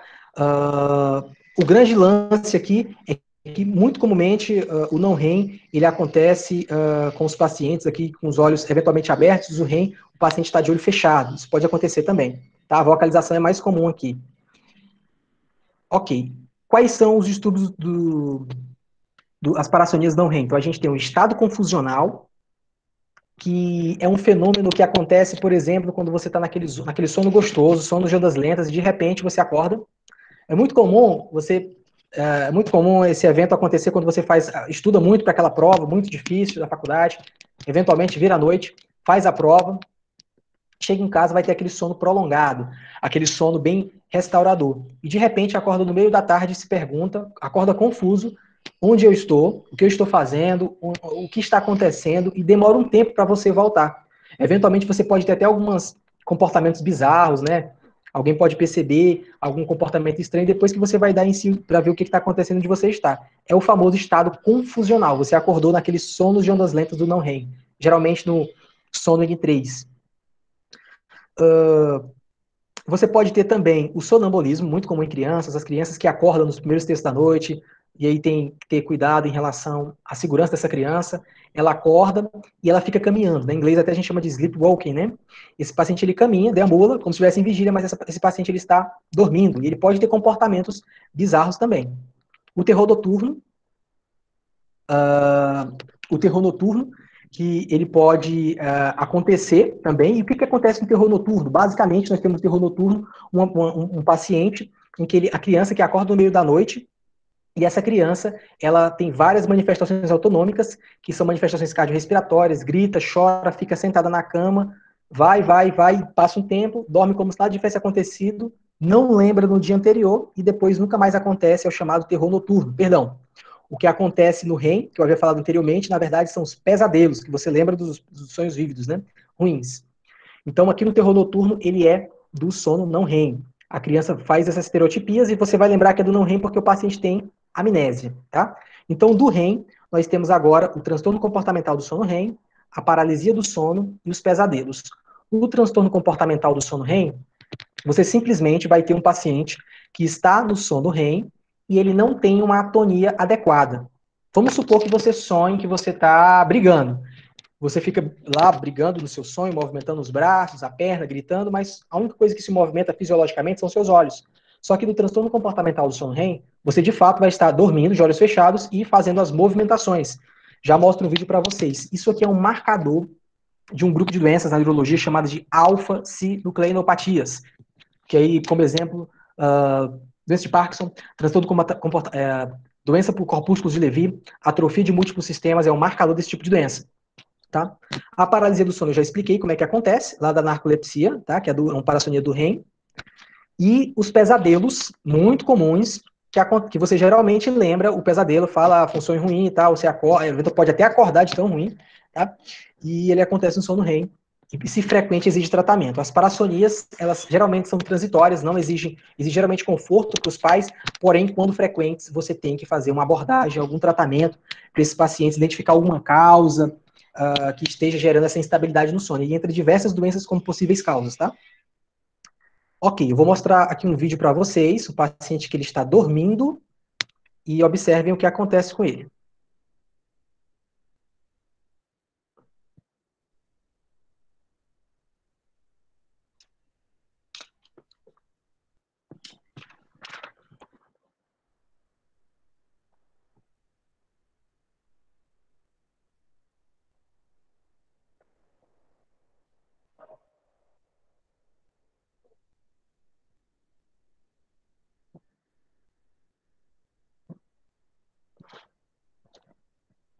Então, que transtorno nós apresentamos aqui, né?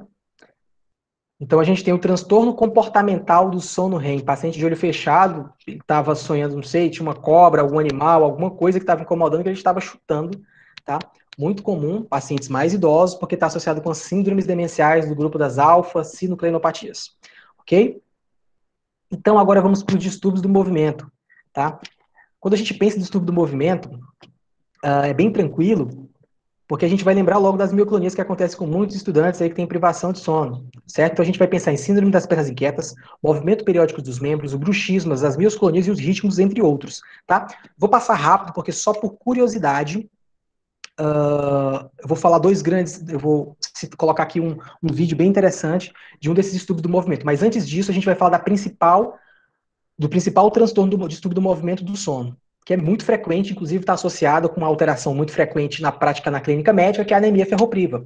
A prevalência da anemia ferropriva é gigantesca. E é uma causa, um componente importante da síndrome da perna inquieta. Pacientes com anemia ferropriva grave podem ter, fora o clássico de pagofagia, etc., síndrome de perna inquieta.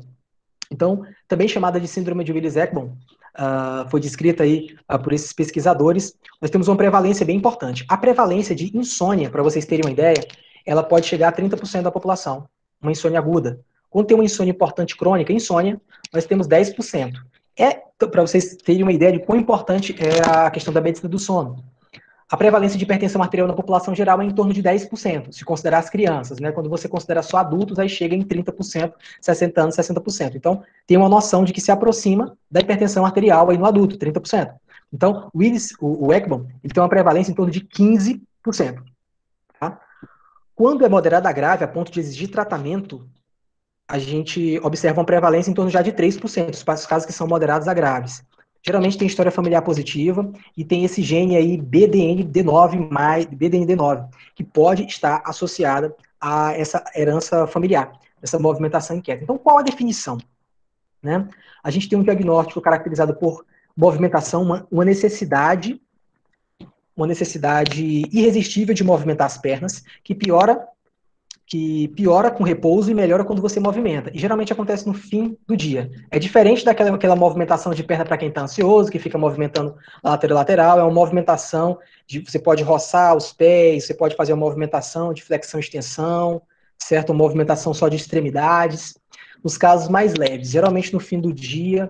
E quando esses pacientes ficam graves, eles podem começar a movimentar as mãos, fazer movimento de mãos, movimento eventualmente de outras partes do corpo, até chegar à descrição de síndromes de genitália inquieta, enfim, você pode movimentar diversas coisas, tá? E pode ser até incapacitante, porque você pode prolongar e aumentar a latência do tempo de sono. A maioria dos casos não precisa de tratamento, 15% deles, no entanto, 3% dos casos precisam de tratamento. Só que se 15% dos casos forem associados à anemia, você tem que tratar a anemia do paciente, ele melhora, tá? Então, em relação ao tratamento, depende, tá? Pode ser sulfato ferroso, paciente com o intuito de manter uma ferritina acima de 70, alguns autores colocam até uma ferritina acima de 50. Quando você não encontra isso, dosar a ferritina, você pode trabalhar com delta-ligantes, agonistas DOPA, que pode melhorar um pouco a qualidade de vida desses doentes. É uma área bem ampla, perna inquieta, assim como todas as áreas que eu falei, a gente está passando só de maneira geral, para ter um melhor entendimento. Então, alguns autores utilizam ferritina acima de 50, se você não encontra nada, você pode usar os delta-ligantes ou os agonistas DOPA, que diminui essa sensação, tá? Alguns pacientes que tem muita comorbidade, a paciente grávida, ela tem 3 vezes mais chance de ter síndrome de perna inquieta do que as outras pessoas, tá? Na GO, né, a gente até brinca que tudo é 3, né? Para dilatar, a hora do parto é 3 e tudo. Para coisa da translucência nucal, lá da obstetrícia era 3, reduzido para 2,5. E para gravar aqui a questão do 3, mais uma vez, a síndrome das pernas inquietas aumenta em 3 vezes aí a prevalência nas mulheres que são gestantes. Aumenta também algumas vezes no paciente que tem insuficiência renal. É muito comum até pacientes que fazem diálise ter tanto distúrbio de movimento de síndrome da perna inquieta, que às vezes nos levam um pedalinho para ficar movimentando, porque traz um alívio significativo. Pouco diagnosticado, bem prevalente, pode gerar incapacidade. Agora, algo que a gente tem que colocar aqui, não precisa de polissonografia para o diagnóstico de síndrome das pernas inquietas. O diagnóstico é eminentemente clínico, pegadinha aí de algumas provas que podem aparecer, e sempre para vocês, de maneira geral, para o clínico geral, lembrar de hematologia, anemia ferropriva e associação com as pernas inquietas. Melhora a anemia, cura, com sulfato ferroso, quer seja critérios para via oral, se não tiver parenteral, melhorar a qualidade de vida do paciente. E vamos olhar aqui mais um vídeo.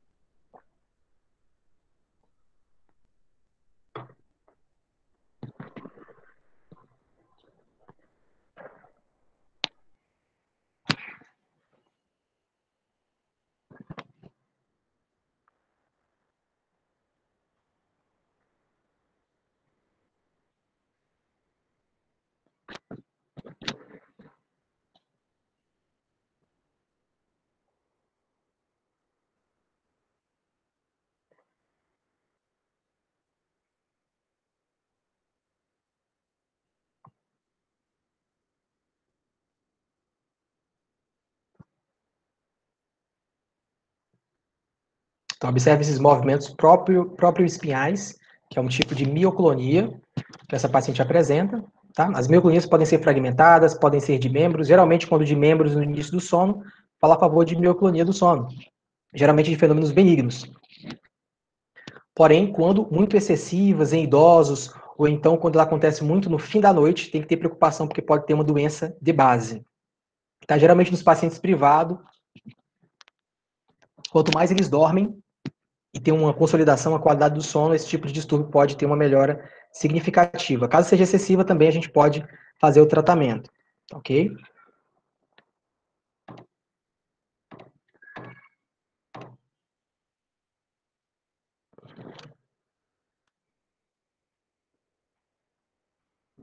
Eventualmente o companheiro pode reclamar dessas mioclonias, porque se o companheiro coloca o braço para a esposa estender ou vice-versa, faz aquele movimento e geralmente essa queixa pode também chegar no ambulatório como queixa do companheiro de movimentos que acontece geralmente na fase N1, a fase superficial do sono. Então, mioclonia do sono, tá? E aqui, pessoal, uma curiosidade desse distúrbio do sono, bem interessante, o distúrbio rítmico do sono. Observe.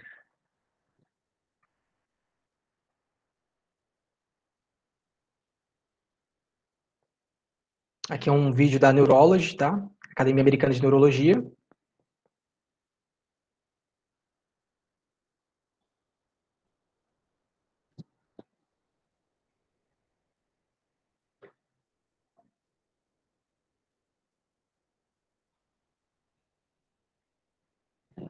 Para alguns parecem brincadeira, não é? Mas esse distúrbio rítmico do sono, em que ele movimenta basicamente a cabeça, é chamada de cabeça rolante, ou head rolling, né? Quando ele movimenta o corpo também, a gente já chama de body rolling, e tem vários outros distúrbios e fenômenos interessantes que intrigam aí o pessoal aí da prática médica.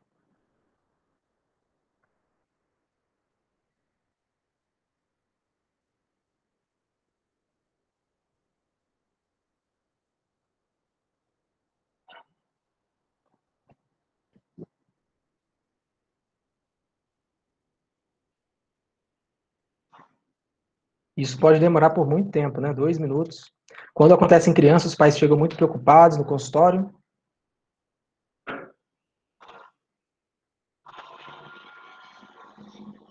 O famoso head rolling.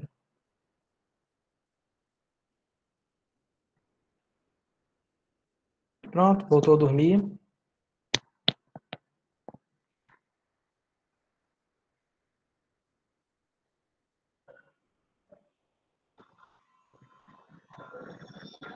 Head rolling na neurology, ok?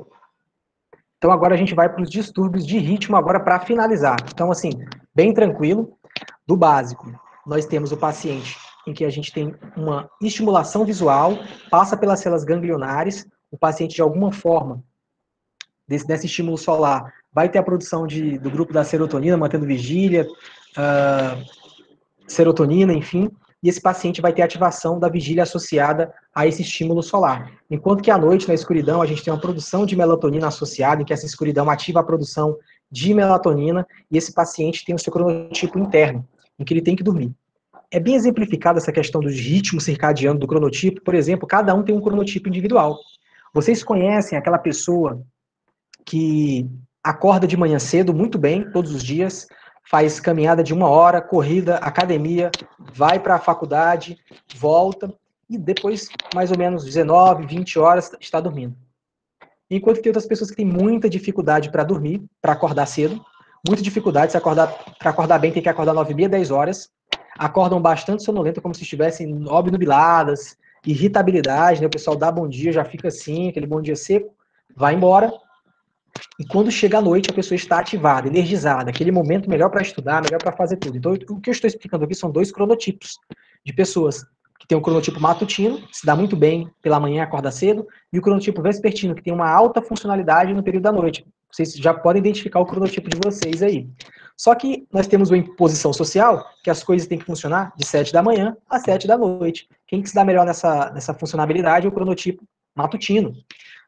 O cronotipo vespertino tem um pouco de dificuldade, porque ele vai dormir tarde e tem que acordar cedo, ele é funcional, então ele acaba diminuindo o tempo de sono, ele acaba tendo prejuízo, então ele tem que se adaptar a essas condições, que é de 7 da manhã às 7 da noite, até um pouco mais cedo, tem que acordar 6, 5 em grandes cidades para chegar na faculdade. Então a gente tem 2 cronotipos. E para ter um sono ideal, você não tem que ter só a quantidade adequada e qualidade adequada do sono, qualidade adequada do momento de fase do sono. Você tem que integrar ao seu cronotipo para você dormir. Quando você tem uma dissociação desse cronotipo, você não respeita esse seu cronotipo, nós temos um distúrbio do ritmo circadiano. E ritmo circadiano é aquele mesmo que controla as funções fisiológicas, respiratórias, de secreção de cortisol, de produção de melatonina. Então, de maneira geral, a gente tem fatores intrínsecos para os distúrbios de ritmo, fatores extrínsecos, como, por exemplo, se você faz uma viagem internacional e você ultrapassa 2 fusos horários, você pode ter uma repercussão quando for chegar nesse país. E você pode ter aquele fenômeno chamado de jet lag, que é toda uma repercussão para se adequar àquele novo padrão de sono. Tem até conceitos, consultas específicas para você minimizar os impactos do jet lag, com ajustes, cálculos do horário, enfim, bem tranquilo. Enquanto que, por exemplo, aquele paciente que ele tem uma deficiência visual, portanto, ele não tem a estimulação visual pelas células ganglionares, etc., e também a produção da melatonina endógena, eles podem dormir, ao invés de funcionar 12 horas e não ter o estímulo luminoso e funcionar 12 por 12 horas durante o dia e a noite, eles podem ir prolongando a cada dia. Então, em um dia, ele dorme das 7 da noite às 7 da manhã. No dia seguinte, ele, vamos supor, ou às 9 da manhã. No dia seguinte, ele dorme um pouco mais, das 7 da noite, das 8 da noite às 10 da manhã. 8 da noite, 11 da manhã. E aí eles vão virando o turno, porque eles não têm essa percepção luminosa e o ritmo circadiano deles acabam ficando mais anormais. A gente chama disso de ritmo não 24 horas. 24 horas. Então, qualquer distúrbio relacionado ao ritmo, a gente pode ver isso. Outro exemplo são os pacientes que trabalham de turno, eles geralmente têm repercussão. Isso é importante porque os profissionais de saúde que trabalham à noite podem ter muita repercussão na síndrome de Burnout, em doenças cardiorrespiratórias, porque quem trabalha durante o dia e à noite tem uma repercussão do sono, isso não é fisiológico, tá? Não é à toa que a mortalidade dos médicos aí é baixa, em torno de 50 a 60 anos, né? No estudo feito lá em São Paulo. Então, pode ser um fator a mais, a questão da qualidade de vida, do distúrbio de ritmo do sono, então tem que ter essa preocupação. E também, tanto fatores extrínsecos, viagens e trabalhadores de turno, que tem doença específica para isso, nome próprio, quanto os fenômenos intrínsecos, pessoas que têm um ritmo não 24 horas, e os pacientes que têm alentecimento e atraso de fase. O atraso de fase é aquele paciente que ele está muito atrasado, e ele chega sempre atrasado, porque ele acorda muito tarde e dorme muito tarde.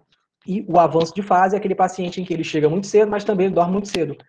Os idosos têm isso de maneira fisiológica. Os idosos, eles habitualmente dormem mais cedo e acordam mais cedo. Isso é fisiológico no idoso, mas pode acontecer de maneira que prejudica, e aí a gente tem que tentar ajustar as condições sociais para a criança ou adolescente que tem esse transtorno que prejudica muito sua atenção escolar e tudo, você se adequar à sociedade e ter uma boa funcionalidade.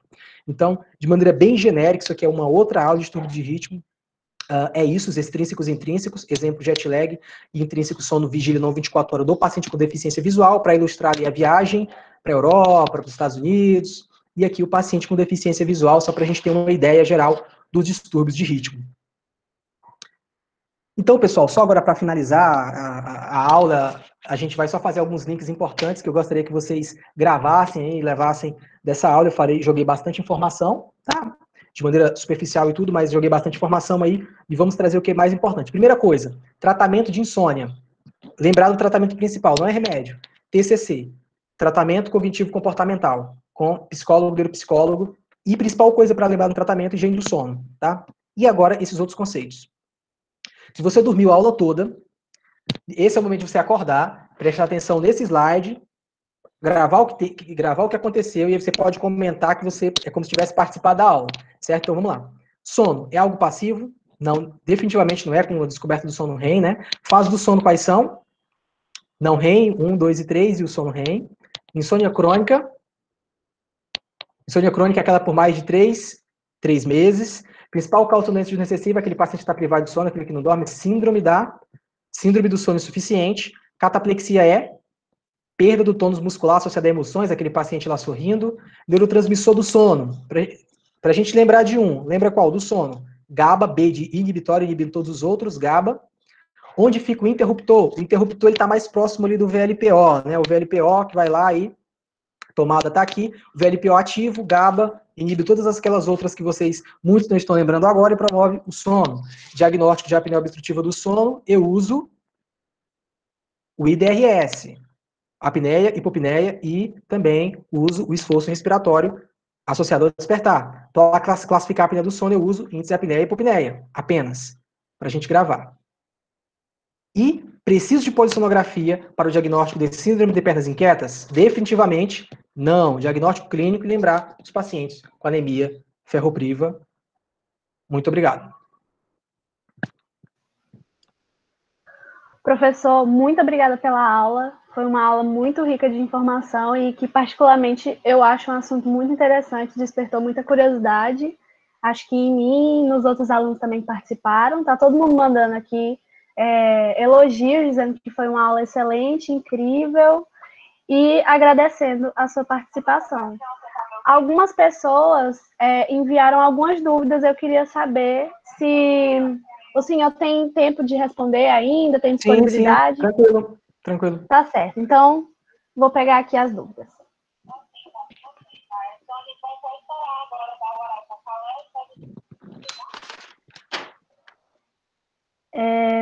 A primeira dúvida foi do João Paulo.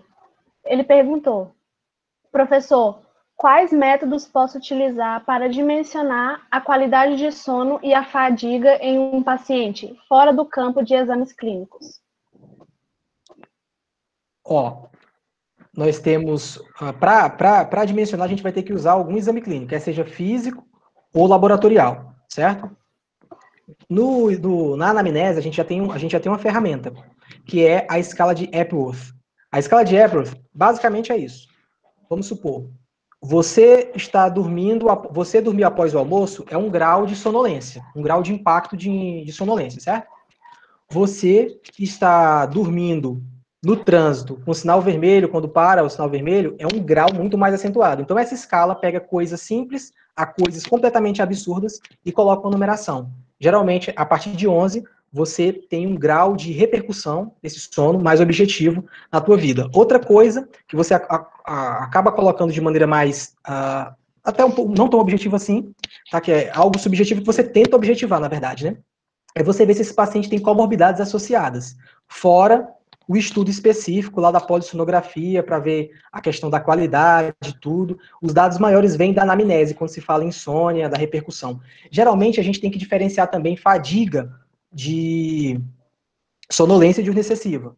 Às vezes, a fadiga em si só pode ser repercussão de um sono inadequado, mas geralmente o paciente tem que ter alguma coisa de sono associada, porque fadiga em si é muito inespecífico e pode estar atrelada a diversas outras condições médicas, né? Hipotireoidismo, anemia. Então a gente tem que procurar o dado sonolência, ver que a fadiga pode estar junto ali no paciente que não dorme bem, mas depois abrir esse leque, que fadiga é muito inespecífico, pode abrir um leque para outras coisas não associadas ao distúrbio do sono. Perfeito. Próxima pergunta. O Jurandir Carvalho perguntou: é comum sentir dores de cabeça por dormir mais ou menos que o de costume? Se sim, por que isso acontece? Tem em relação à migrânia, tá? Tem alguns trabalhos que colocam em relação à duração tem pacientes que se beneficiam, que quando eles ficam com insônia, eles têm mais dor de cabeça, tá? E quando eles dormem muito ou de maneira inadequada, em horários inapropriados, eles podem também ter mais dor de cabeça. A recomendação é que o paciente se conheça e ver quais os estímulos, principalmente quando se fala em migrânia, café, chocolate, sono, você se conhece e vê qual o estímulo que está mais associado a você não ter dor de cabeça para você evitar, certo? E também tem uma dor de cabeça específica, que é a síndrome da cabeça explodida, que é um tipo de parassonia que eu não coloquei aqui, que está na classificação das outras parassonias, que o paciente ele acorda à noite como se fosse uma explosão na cabeça dele, que se pode lembrar alguma dor, que não se sabe muito bem como é que acontece esse mecanismo, mas é um distúrbio característico do sono. Você tem que tratar o sono desse paciente para ele não ter essa síndrome da cabeça explodida, que acorda e tudo, depois melhora, ele dorme, demora pouco tempo, depois ele dorme com certa qualidade até. Entendido. Uma próxima pergunta. O Eduardo Pereira perguntou: doutor, como conduzir distúrbios do sono em gestantes, tendo em vista que o risco de algumas classes medicamentosas nesse público? Certo. Distúrbio do sono em gestante, a gente tem que tentar trabalhar higiene do sono, terapia cognitivo-comportamental nessas pacientes, de maneira geral, tá? E deixar em último caso a utilização de algumas medicações de classe C, que os riscos superem os benefícios, porque, de maneira geral, com a terapia cognitivo-comportamental e com a higiene do sono, a gente consegue manejar bem, grande parte das vezes, uma paciente que tem, por exemplo, insônia, tá? Se for algo que esteja prejudicando muito a gestante, aí tem que ver lá e ver riscos pesando benefício, de excluir as drogas de classe X, totalmente contraindicada, usar, eventualmente, alguma droga de classe C, tá? E utilizando essa gestante. Mas é em último caso. Geralmente, TCC, terapia com cognição e higiene do sono, resolve a maioria dos casos. Certo. Próxima pergunta do João Cláudio. Existe tratamento para a síndrome de Klein-Levin? A síndrome de Klein-Levin, tem vários documentários falando sobre a síndrome de Klein-Levin e não se sabe muito bem também ao certo como é que acontece, o mecanismo ali da síndrome de Klein-Levin, tem-se a associação de uma disfunção hipotalâmica e são utilizadas medicações em graus variados, né? A gente pode utilizar alguns estimulantes, como a gente pode utilizar como metilfenidatos, o grupo das anfetaminas, os metilfenidatos, o oxibato de sódio, que é mais utilizado mais para narcolepsia. Temos algumas drogas do grupo dos classes dos inibidores seletivos, da recaptação de serotonina, que tem uma eficácia variável na literatura, mas questão de opinião de especialista.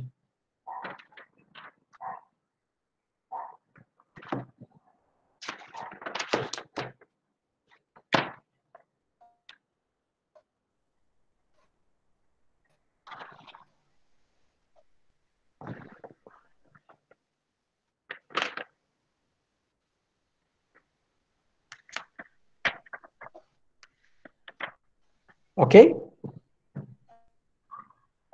Alô? Oi? Professor, Tá escutando?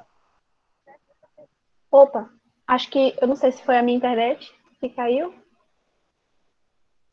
Oi, está escutando? Agora sim. Tá. Certo. E para finalizar a última pergunta, muitos ainda têm usado carbonato de lítio, não se sabe ainda o certo mecanismo eficaz, e eventualmente carbamazepina, tá bom? Certo. Ainda tem tempo para mais alguma?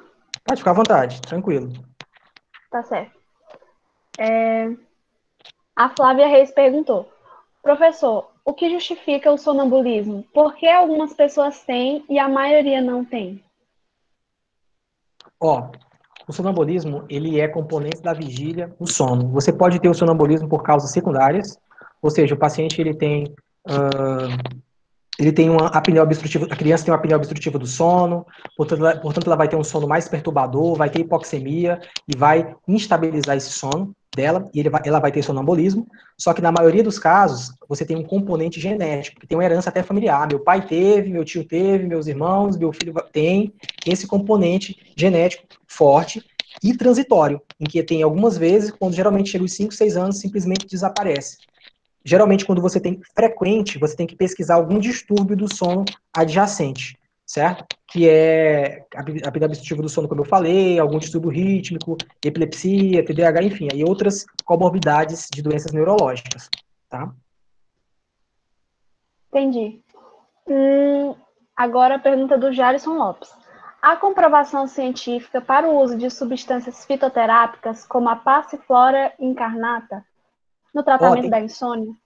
ó, tem alguns extratos colocados aqui nesse tratado, né, no Tratado do Princípio de Práticas Médicas Sleep, da Medicina do Sono, né, que é a Bíblia da Medicina do Sono, em que ele coloca os extratos ali de algumas plantas. Sabe-se que em laboratório que ela tem um efeito indutor e tal, mas a dose é que é complicada e os estudos mesmo na população geral em relação às drogas que a gente tem hoje. Então, a qualidade dos estudos tem-se uma plausibilidade biológica, mas a qualidade dos estudos não são tão boas quanto as medicações que a gente tem, as drogas, medicamentos que nós temos em relação aos fitoterápicos. Na prática, você utiliza mais para querer fazer um TCC eficaz e tudo, do que trabalho mesmo, colocando, você vai utilizar como primeira escolha e vai utilizar isso aí. Então, de maneira geral, no ambulatório, a gente é quase zero o uso desse tipo do uso do fitoterápico por conta de falta de estudos robustos, de doses, etc. Perfeito. Mais uma pergunta do Tiago Emanuel. Professor, aqueles pacientes que os familiares relatam possuem o hábito de falar ativamente durante o sono, sem demais sintomas, é considerado algo normal ou deve ser pesquisado? A gente acaba considerando anormal quando é frequente e quando prejudica o paciente. Se eventualmente o paciente fala não tem grandes prejuízos, ele acorda bem, tudo, a gente tem que ver a repercussão individualmente. O nome disso é sonilóquio. Aquele paciente que fala. Todo mundo eventualmente fala, ou já falou dormindo, alguma coisa. Fulano falou dormindo. Né? Muitas pessoas acontecem isso. E isso pode se passar despercebido, né? Uma fragmentação, uma parassonia, certo? Em que geralmente você tem vocalização, geralmente no não REM, no sono superficial, você fala alguma coisa ali, às vezes tenta até conversar com alguém, volta a dormir e segue, e depois isso não acontece, não é frequente, não tem impacto. Então, são componentes da vigília no sono e vice-versa. Aquelas substâncias, às vezes elas podem, a vigília e o sono, às vezes ele pode ser um contínuo e ter essa interface de mistura de substâncias aí no sonilóquio, e de maneira objetiva, se ele gera impacto para o paciente, você tende a tentar tratar e consolidar esse sono, ver por que não está consolidado, se não, vida que segue, é um sonilóquio, não tem repercussão nenhuma, se ele for esporádico, pode acontecer com qualquer pessoa. Certo. Agora a gente está quase terminando, acredito que só tem mais umas 3 perguntas. A próxima é da Flávia. Qual a função da melatonina na insônia? Pois é, a melatonina, vocês perceberam ali que ela é produzida, células ganglionares e tudo, glândula pineal produz a melatonina e ela é um cronobiótico, um cronotrópico, né? Ela é um marcador para você começar a ter aquele horário, geralmente 1 ou 2 horas antes de você dormir, ela tem níveis séricos aumentados. Então ela é um marcador biológico para você dormir. Só que ela, como indutor do sono, se você tem um pico de melatonina e você, utilizando como indutor do sono, se você trazer esse pico para mais cedo, você vai dormir mais cedo, mas você tende a acordar, pode ser que você acorde mais cedo também, porque você pode trazer esse sono que seria consolidado na noite mais para próximo do dia. Então, ele mais do que indutor do sono, ele aumenta poucos minutos, realmente, a questão da melatonina. Então, como indutor, ele não é tão, assim, eficaz. Ele é mais eficaz como um cronorregulador, quando você tem distúrbios do ritmo circadiano. Então, a principal indicação da melatonina hoje é em distúrbios do ritmo, apesar do pessoal utilizar de maneira indiscriminada e para diversas outras funções, a boa função dela hoje é para distúrbio do ritmo. Porém, tem vários estudos sobre a melatonina e novidades podem mudar por aí. Tá? Perfeito. Agora uma do Igor Daniel. Professor, o que acontece com as células nervosas durante a paralisia no sono para não transmitirem o impulso nervoso que gera movimento? E disse que adorou a aula, parabéns. Tá. Obrigado. A paralisia do sono, isso aí é questão até de pesquisa, né? Teve um trabalho recente de uns pesquisadores lá da USP de Ribeirão Preto que eles faziam polissonografia nos pacientes com doença de Parkinson, que são os que mais têm... em relação à paralisia do sono, não é verdade? Paralisia do sono ou transtorno comportamental? Paralisia do sono. Isso, paralisia do sono. Certo. A paralisia do sono, na verdade, acontece na narcolepsia ou pode acontecer esporadicamente, né? Então, a paralisia do sono, como é que funciona? Para você ter o sono REM, você tem a ativação daquele centro lá, do subnúcleo cerúleo, com a produção de glutamato, inibindo lá na região bulbomedular aquela VNM, que é responsável pelos movimentos do corpo. Portanto, você tem uma atonia.